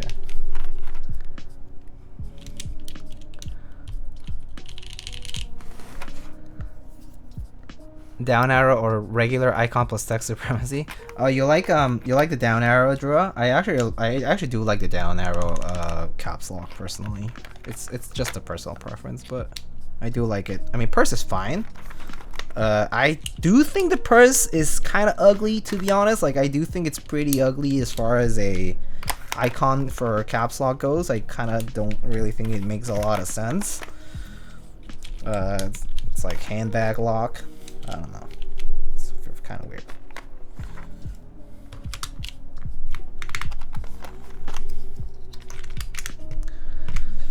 I never liked purse and never will. I see. Understandable. What's this about twisted nipples? I'm telling you. Oh wait, here's my R5 arrow keys. Alright. Do I use an accent or no accent? And then let me put some artisans on these. I don't know what I have for artisans that are blue, like this blue. Oh, we could use this Korean lion one. Kind of cool. It's not a Korean board, but kind of looks nice. And then I do have this Pocky sort of blue grayish, and then this Explorer is like a nice blue. This is also kind of nice. It's kind of purplish though. Has a little tone of purple over here. But yeah.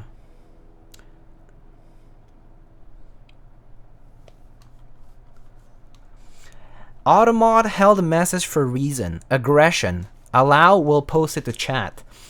Nachos with barbecue says, F you all. Aggressive. Yeah. Yeah, aggression. Maybe accent? Automod held a message for reason. Aggression. Allow will post it to chat. Drua says, fuck you all. SMH.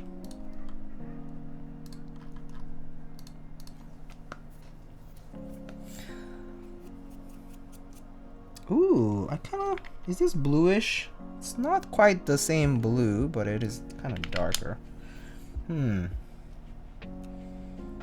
you run blue alert and do blue number row like red alert? Oh, that would be fun, actually. That would be actually pretty fun, I do think. Alright, let's do accent today. And,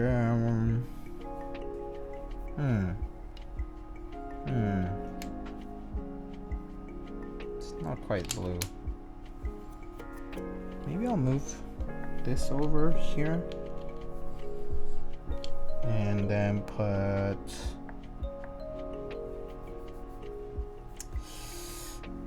Should I put this wormwood? Looks kind of nice, actually.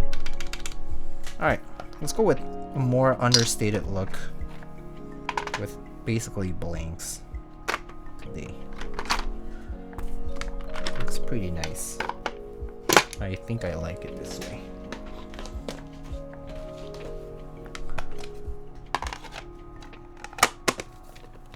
To the right of the pink bro cap. Oh, it's kind of a more lilac-y color. The Blurple albumin. Yeah, that also looks nice. Should I use that instead? Okay, we can use that instead of the RamaWorks key.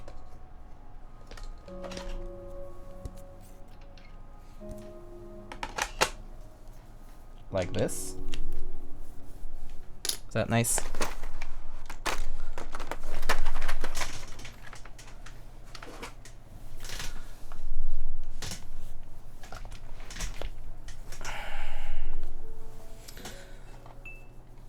Alright, let's plug this for a second.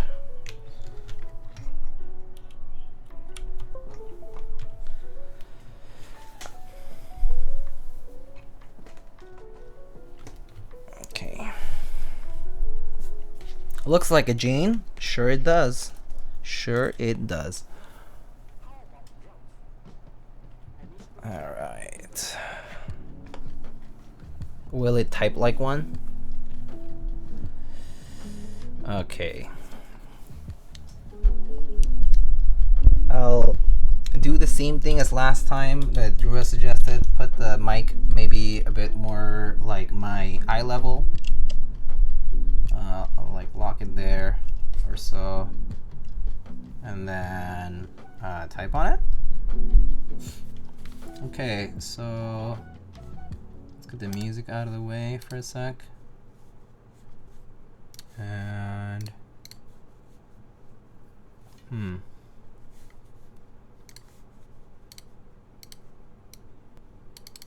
okay.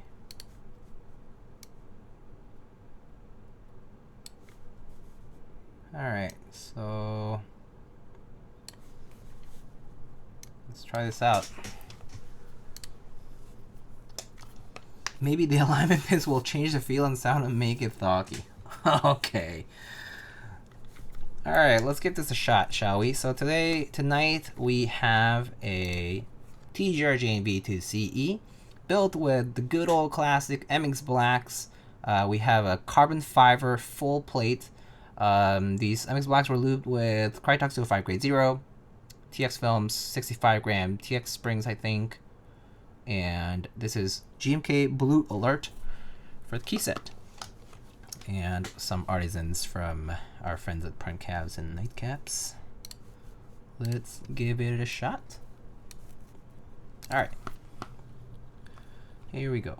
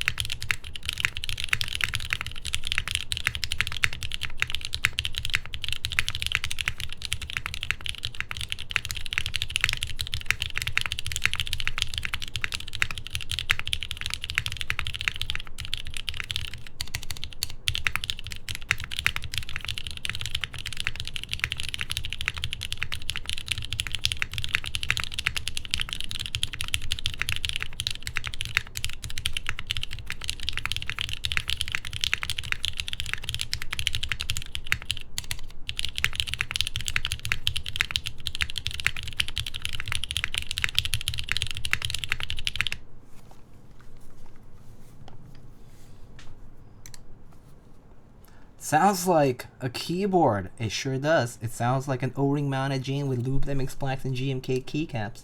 That sure do be true. It kind of sort of has the sound of a keyboard. Damn. It's hard to say, but I think it sounds like a mechanical keyboard. Can you guys tell? Is it a custom mechanical keyboard? Maybe. Only time will tell. Alright, anyway. Here are the mods and the rest of the keys.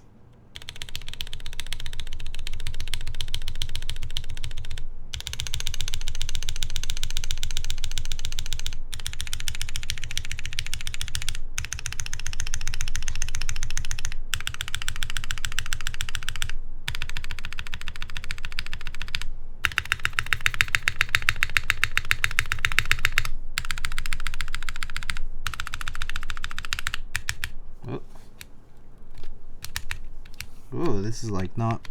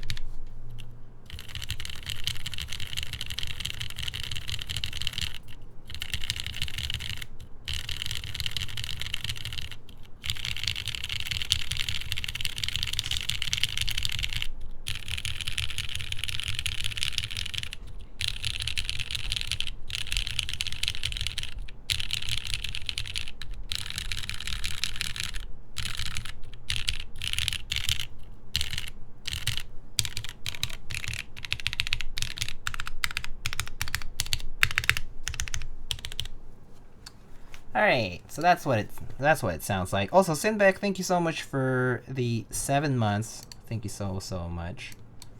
How are you doing? How does the CF plate feel like? So the CF plate is carbon fiber in general.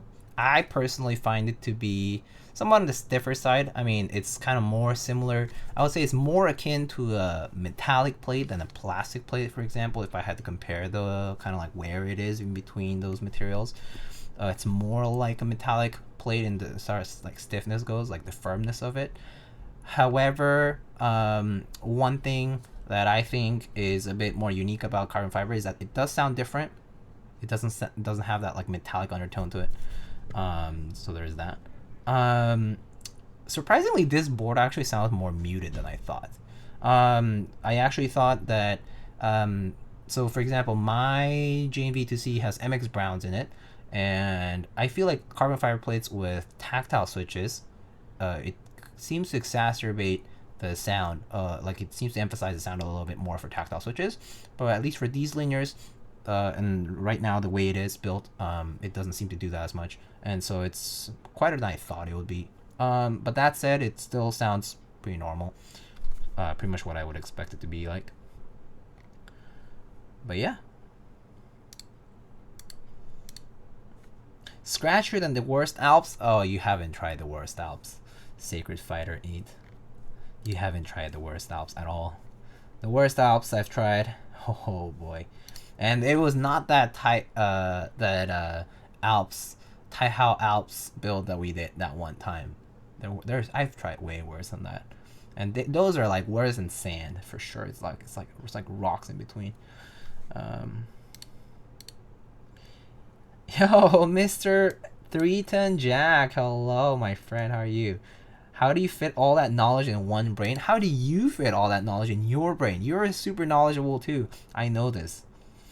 And I know that you're always traveling because you're using your knowledge to further, you know, your own endeavors, and it's amazing.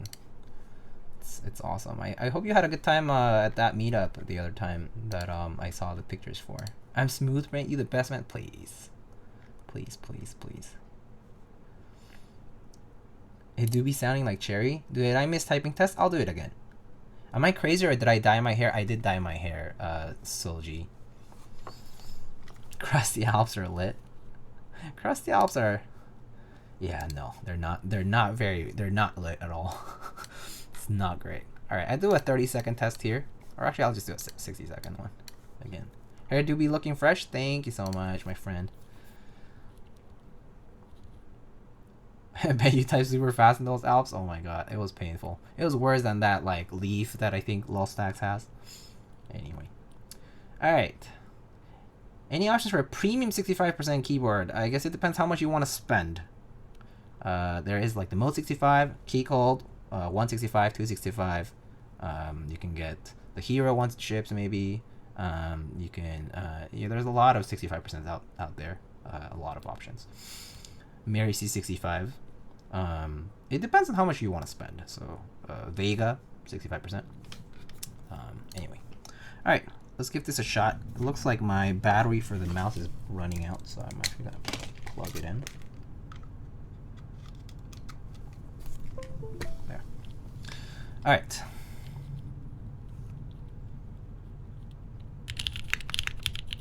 Oops.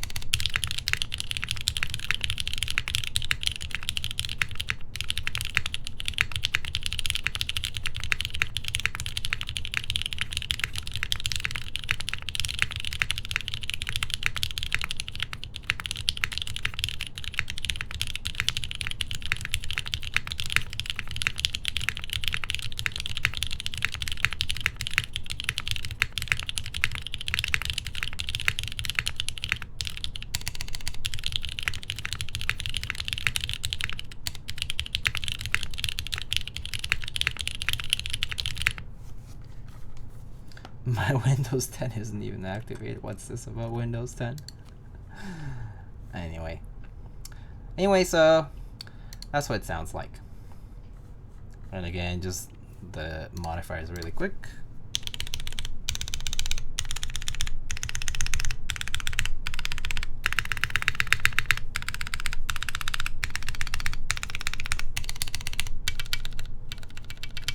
Oh, this seems to rub on the case a little.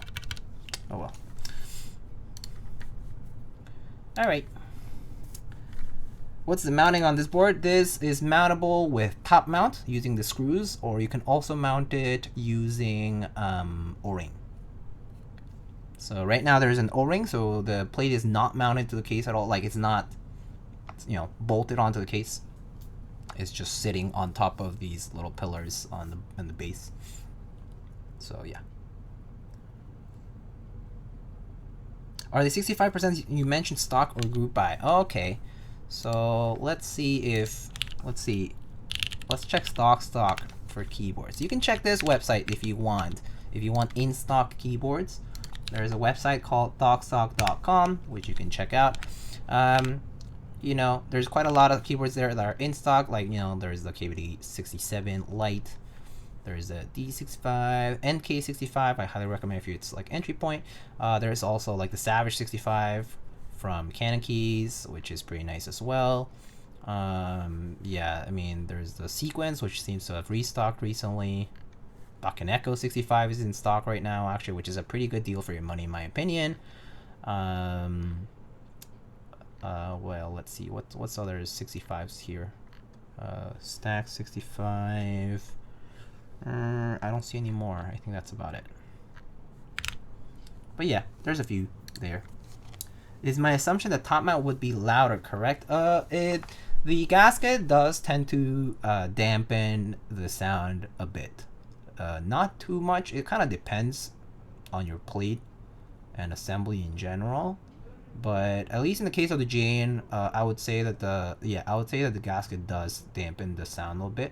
So top mount might be a little bit kind of like crisp, so to speak, sounding. It sounds different, but yeah, maybe like a more crisp, more like a bit clearer sound from it.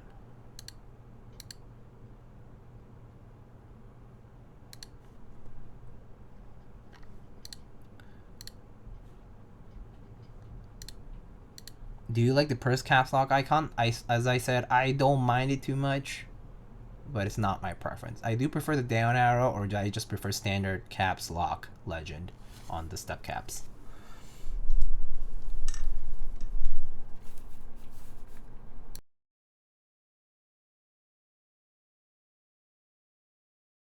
All right. So anyway, so that's that for typing. Let's see, where is...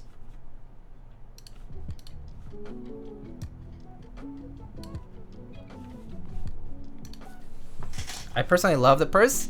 I see. I mean, it's all preference. People seem to like the purse now more than before. I know there's a time when people hated the purse lock. It seems to be embraced more now because it's rare, vintage. But there was a time when purse lock was in a lot of sets and people hated it. People were like, oh, that's the ugliest icon I've ever seen. Bring regular caps lock back, or just do the down arrow like some of the OG Cherry stuff does. I mean, there's some OG Cherry with the purse lock as well, actually.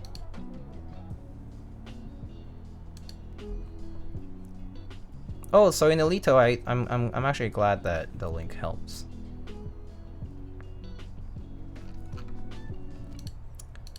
Must say the MW Stones QK65 is pretty cool. Yeah, so there are some keyboards that are on buy for the person who was asking about 65% that you probably could purchase pretty soon. Like, I mean, like Alex, for example, Alex Odos, who is a very positive force and well-known content creator in the community. He has advocated a lot for the QK65, for the Icky68 Aurora, and I think the Zoom 65, which just ran, and the Icky68 has run in different colorways too, so should be relatively widely available.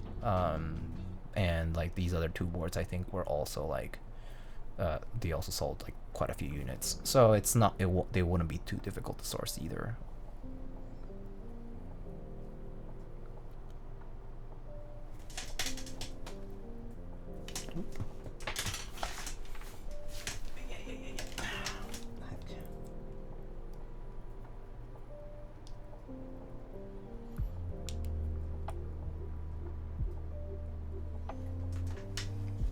I'm back. Welcome back, Mr. One Drunk Man.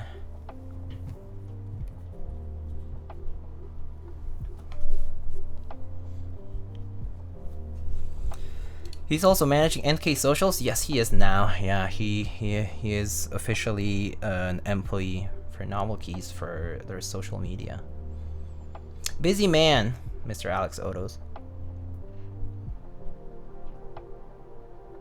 Sometimes I need to read the username to see if an Alex on an NK post. I think it's pretty obvious from the vibe of the post, though. I think the vibe of the post is there's a very Alex vibe to them. Very specific way of writing his captions, and there's like a very specific vibe that he gives off. Kind of very giddy and very positive. Unlike that streamer Lightning Keyboards, I heard that his posts evoke a sense of darkness and depression. Yeah, it's unfortunate. Gatekeeping-ism, elitism. Yeah, full of crud. Just kidding. Lots of inner turmoil. Damn. Kind of sad. The replies too, yeah. I think that's where you can tell right away too. So grad school vibes? Fuck. Damn. That's a very Smoge moment. Oh my god. It's a keck weight moment. Lightning just follows the storm clouds. Ah, I see what you did there. I like reading your captions because they're honest but said in a nice way. I mean, honestly, I just kind of post whatever I feel like posting, you know? I tend to be more on the objective side of things, like as in, I don't put too much opinion in my posts, to be honest. Mostly because I'm not sure what to say. It's like people might ask in the comments and stuff. I tend to reply to comments a lot, actually. Like if it's like a legitimate question, I'll like reply to it.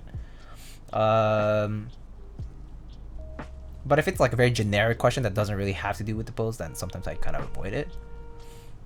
Like same with YouTube comments, but I tend to address YouTube comments a lot too. Like I try to answer whatever people are wondering about. I mean, you can always ask me to, like here in chat or like on Discord or whatever, wherever I'm active. It's easy to ask me questions.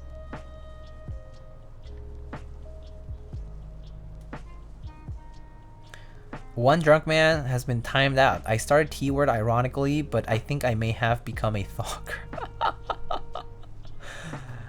Oh, tragic. Anyway. Alright, so anything else you guys want to see, know, etc. So this is what we built today. I'll show it off. Actually, I'll just keep it plugged in. But here is our build from today. Focus, come on, there we go. Here is today's build. We built our board here today with MX Blacks. This is GMK Blue Alert on the set, for the set as that's on the board right now. And yeah, some artisans from Prime Caps and Night Caps. Unplug this for a sec. Show you guys the side and the back. So here's the side.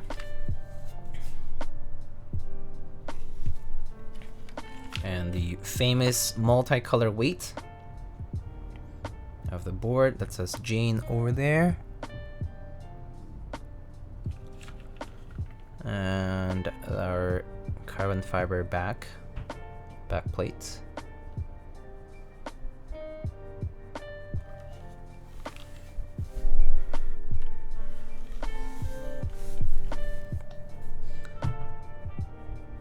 I I wish I have the ability to black screen the streamer when he says the T word. That would be pretty funny. And there is our infamous R5. Look at that beautiful cherry profile. 1 1 2 3 4 5. My favorite. Soon we will see GMK Dolce R5 with this beautiful profile. I can't wait to see the set in person. I mean, I know what GMK Dolce already looks like, but I actually can't wait to see the accents with it in person, along with maybe the Hangul kit as well, the extension kit with it. Any R5 spacebar available? I mean, spacebars have no profile, so there's no such thing as R5. Spacebars are just spacebar profile. And there's the front.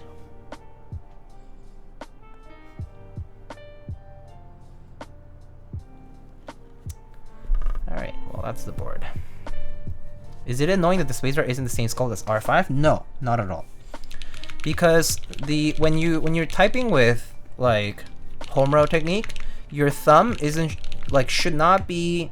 It should like your thumb is just kind of resting on the spacebar. So the concave shape, or is it concave? I think it's concave, right? Or is it convex? Shit, I don't remember. Whichever the C word is, that C word, like whichever the way the spacebar should be oriented anyway, like that surface should just be, you know, you should just be resting your thumb on that. So it shouldn't really matter whether it has a profile or not, as long as that like top shape is like this.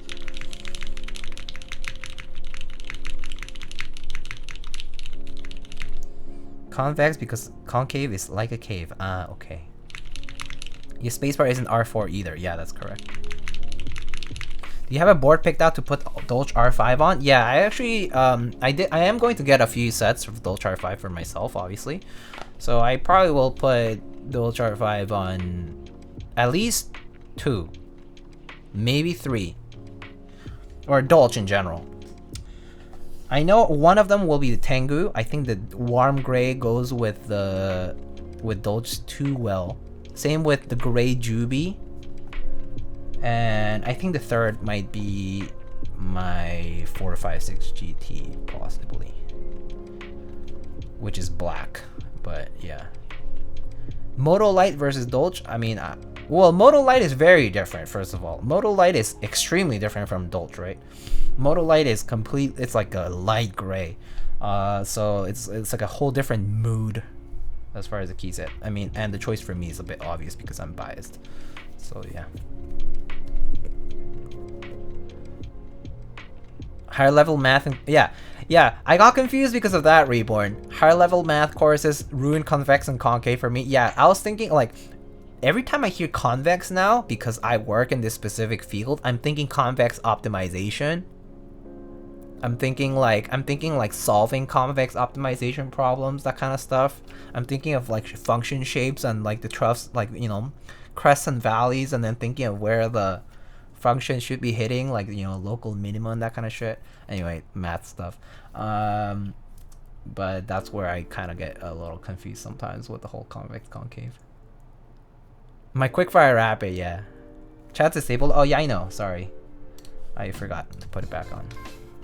Thank you. Thanks, Drew. Traumatized by math. Yeah. Anyway, you guys don't need to worry about it. Anyway, yeah. So this was the build. If you want me to compare it, I actually have my JMV2C built with MX Browns, with the carbon fiber plate as well. So that would be a pretty decent comparison, I guess. So let me go get that.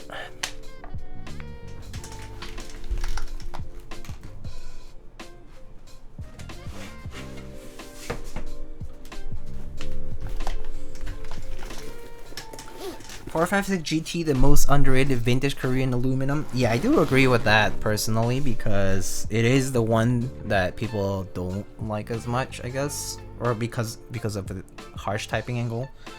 But I personally like that TKL better than the others. So yeah. So this one has white on black, as you can see, and the finish on mine seems to be a little like more fingerprint prone. But anyway, let's see. Let me mute the mic for a second.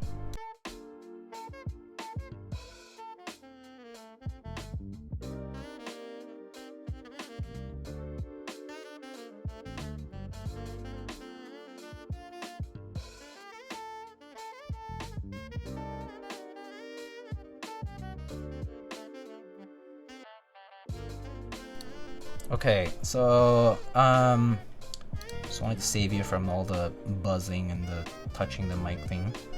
All right, let me turn off the music for a second. Okay, so quick swap the case. No, I actually like the way my case is finished anyway. Okay, and also, I mean, I wouldn't do that. So here's a quick comparison of the two. Maybe I'll just bring up a typing test and just like type on it. Like, I won't show it on the screen, but I'll see it on my end. So like, you know, here it is with MX Blacks. It's gonna be a little uncomfortable actually.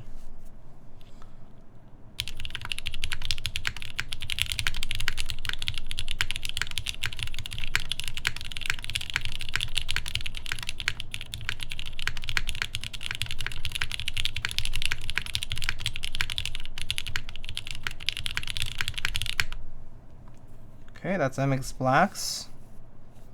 Now this is my MX Browns.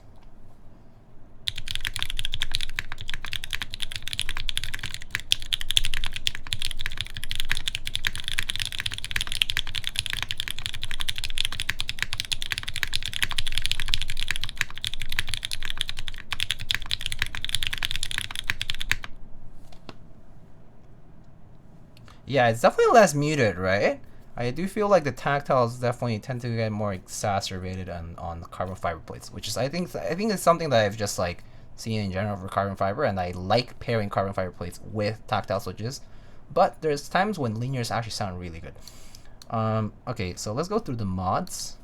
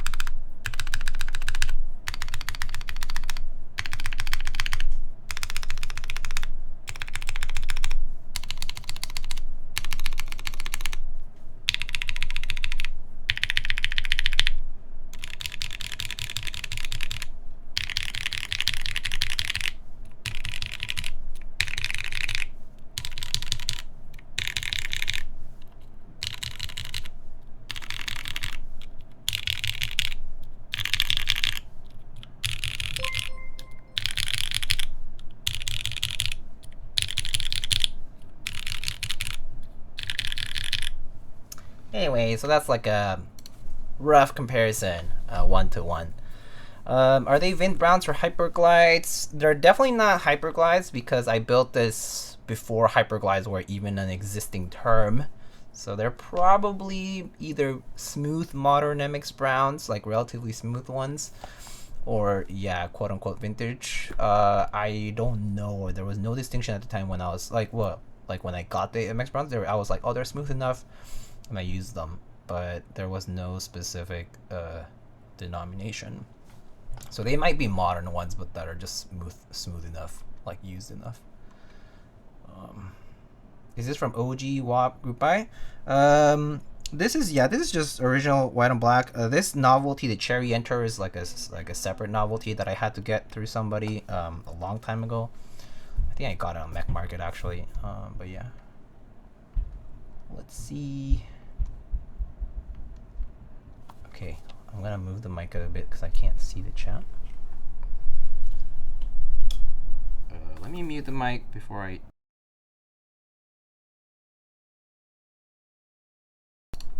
All right, there. Yours is top mounted? No, mine is also O-ring right now. Pretty sure mine has the O-ring. Yeah, you can see the O-ring over there. So mine does have the O-ring still. So it's the exact same mount, exact same type of plate, carbon fiber full plate. Yeah. And these are like lubed MX Browns. I believe these are Krytox. I think 106 is the lube on the MX Browns here, and they're only lubed like on the sides. of the stem. Oil tends to sound a little bit more like, yeah, like wet sounding, so to speak, which tends to be like this kind of like more, like, kind of does sound more like a lubed switch, so to speak.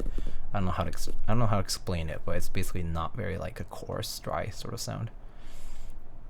Diego, have you seen Vic Keycaps? Oh, like the super large font keycaps? Yeah, I've seen those. I don't like them, but I mean, it's cool. The only OTD I want bad is 356 mini, just for collecting reasons. Let's see. Even the Opera is better. Scruffy Marks, thank you so much for the 20 months. Oh, I missed the built Sag. Oh yeah, I'm sorry. We were just comparing these for a second. Maybe I'm crazy, but I swear that my Vints are louder than my Retools and the Hyperglides. I actually don't, I mean, I personally really think switches just vary by batch, and it has nothing really to do with, I mean, yeah, the state of the mold will probably have an effect, but I would say that it's kind of hard to say that every batch is the same at the same time, same era or whatever, and then, like, you know, I'm sure it just has to do with the mixed plastic, and then with it, like the density of that plastic, and like how much of this was mixed with how much of that, and then, you know, production stuff.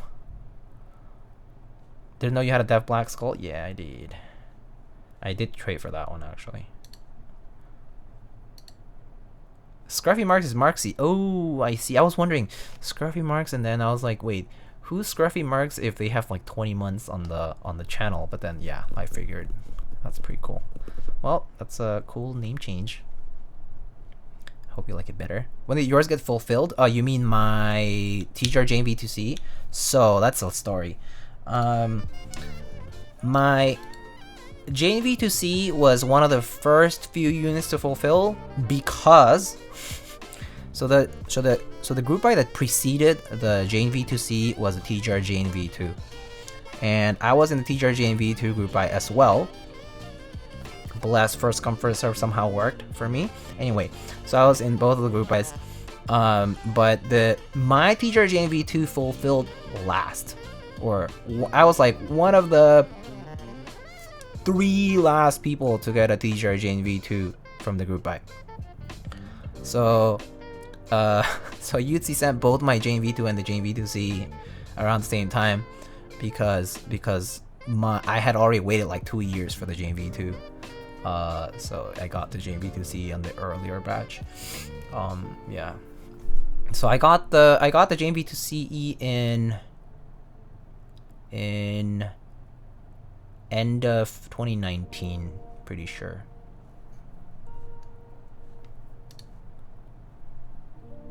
Great comparison, everything is the same except switches? Yeah, pretty much. And like the Artisans, but yeah. Fell asleep, Diego's voice too soothing? Please.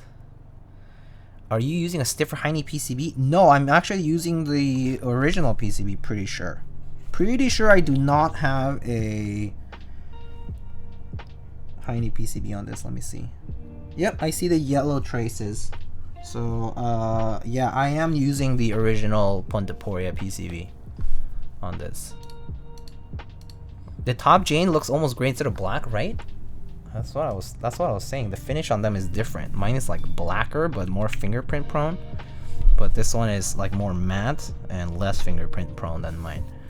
Just, I mean, I know that for a fact that the factories changed at one point because they yuktsi was having a very hard time with quality control, which is why the JV2C took so long, or it has taken so long, is because it just has had issues. I don't know what exactly the issues are. Don't know. Could be the weights, could be something else. But yeah, I do know that these are probably from different places. The finish is not that different as far as the anodizing. Like the texture of the anodizing is very smooth, very nice. But the kind of like the tone of the case, mine looks a little more black, so to speak, but it's still black. This one's still black, but in comparison next to each other, they kind of look, this one almost looks like a dark gray, but it's definitely black. Is Prophet the only pin mount board? I think so, unless the Angel, I mean, I think the Angel also went for that pin mount, right? So I guess the Angel would also be pin mount if it did the same thing. I want to grab another G80 for some 5-pin Vince. Oh, I see. MX box. Hard to get nowadays? Yeah. Hard. It's very hard to get G80s for sure.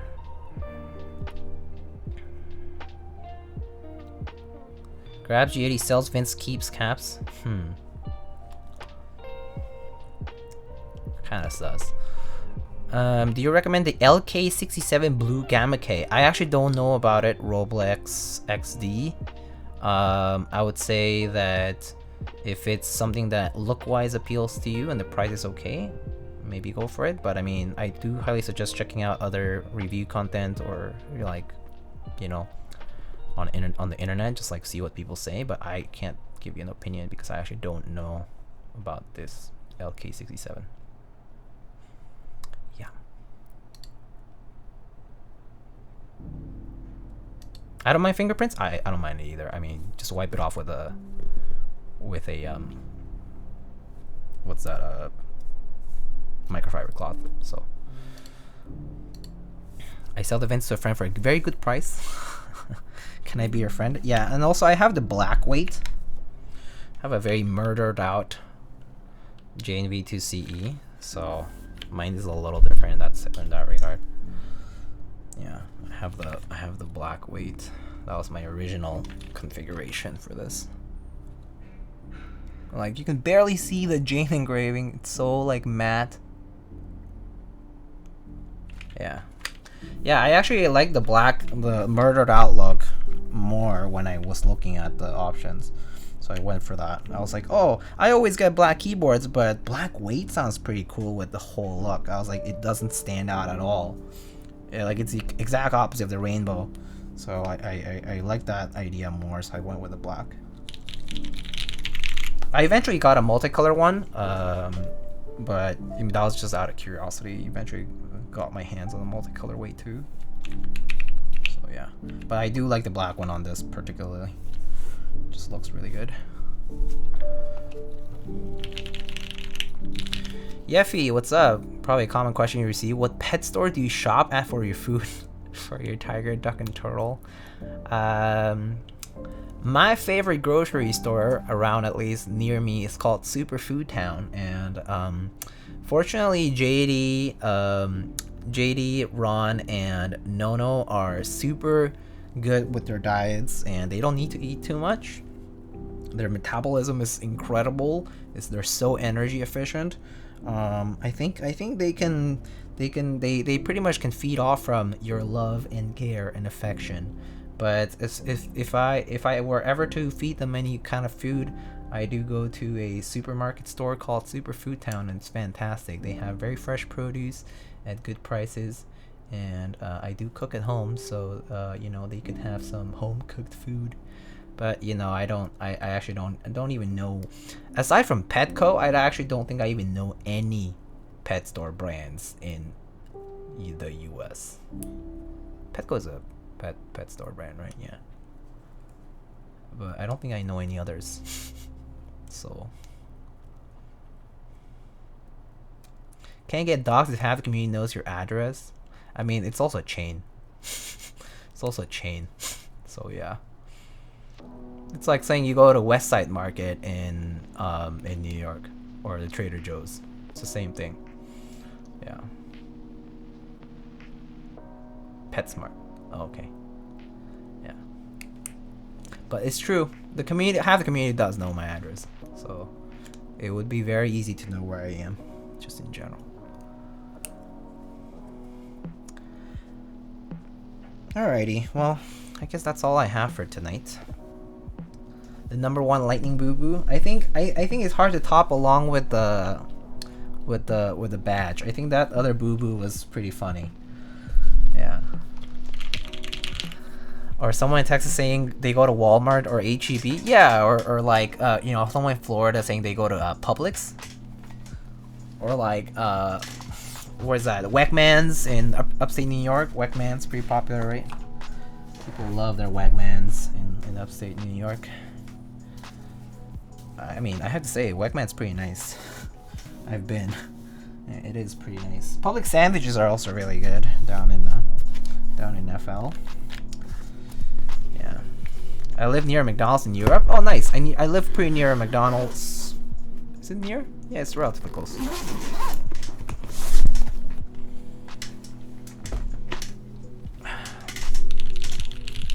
I live near a house on Earth.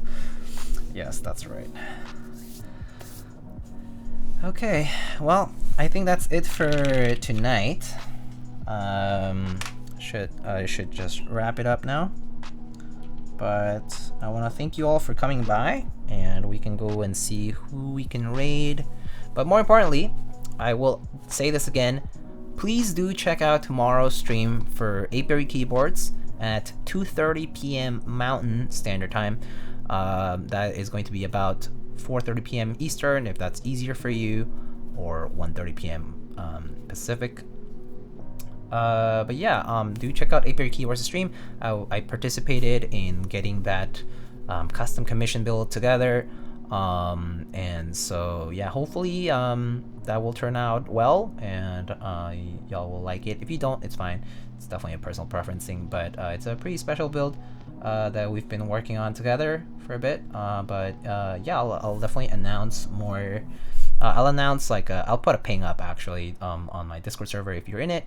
But yeah, also feel free to join my Discord and my socials on Instagram, Lightning Keyboards. On Discord, there's a exclamation Discord command if you want to join the server, and you can get pinged for stuff if you want. There are opt-out roles as well. So yeah, I guess. Hi. Okay, let's check out who we can raid tonight. Keyboard live streams. I see that there is a. Do you guys know a Teha Types? Apparently, there are a keyboard live streamer. First time I see them on this page. Never seen them before, but first time. With 664 viewers, too bad. Shy from 666. Rama U80 Ace Sequence 2 build stream. There is Miss Shinchin Wang, who is currently doing some WoW raid stuff. Halloween boards building a Geonworks frog. Oh, hi Nathan. How's it going, buddy? Oh, he's raiding. Hello. How's it going? You just got raided? Yes, I know. I was about to raid someone. We can pass it forward. What's up, Nathan? How is you doing? That's a sick deathmatch. Thank you. Yeah, I was about to wrap it up too. We just finished. Diego was talking smack. I always talk smack about Nathan. It's okay. This is how we do. Oh yeah, we were talking about your nipple technique, man. We were saying how difficult is it to actually grab 2 keycaps. You know, Nathan preaches his nipple technique, but this isn't even that difficult. You know, you have a full row of caps, and he's like, okay, like you gotta do this and then twist it and then put them on. But how difficult is it to just boom or boom? You're using on R1. Okay, look, even R3, people saw it. There is video proof that will even be uploaded that I was able to single-handedly put 1 keycap in each hand and put them on without touching keycaps to my nipples. But I have to say, twisting the caps on your nipples is pretty cool. Guess I have messed up fingers. Yeah, anyway. No, you don't. You have much nicer hands than I do, at least. I don't know, I don't like my hands too much. Kind of self-conscious about it.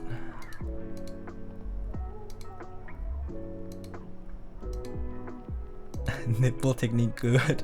Or a hidden kink. +1 for nipple cam.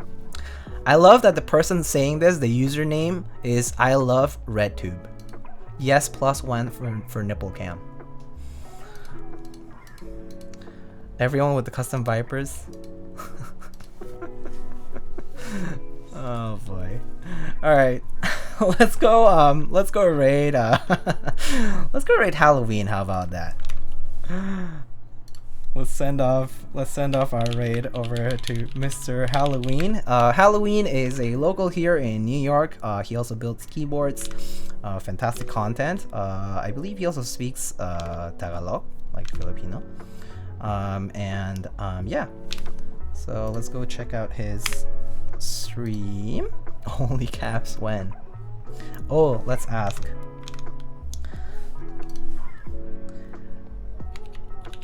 Miyago, he also got muscle. Oh, true, he does work out. Miyago raid. Are you a believer in the nipple cap placement technique? Holy prophet. Wait, holy clacker enthusiast. Tiha Typer says it is the best way to put your GMK caps. Miyago Pog. What is this raid message? It's a raid essay, my friends.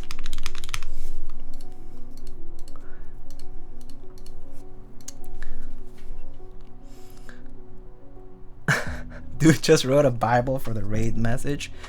You know, just preaching the word, spreading the word out there about how amazing the nipple cap technique is. This message is one of Mason's pastas. In before it becomes a pasta. Anyway, friends, I'll see you guys on the next one. Check out 8-Bit Keyboards tomorrow at 2:30 p.m. Mountain Time. And yeah, I'll see you later. Bye.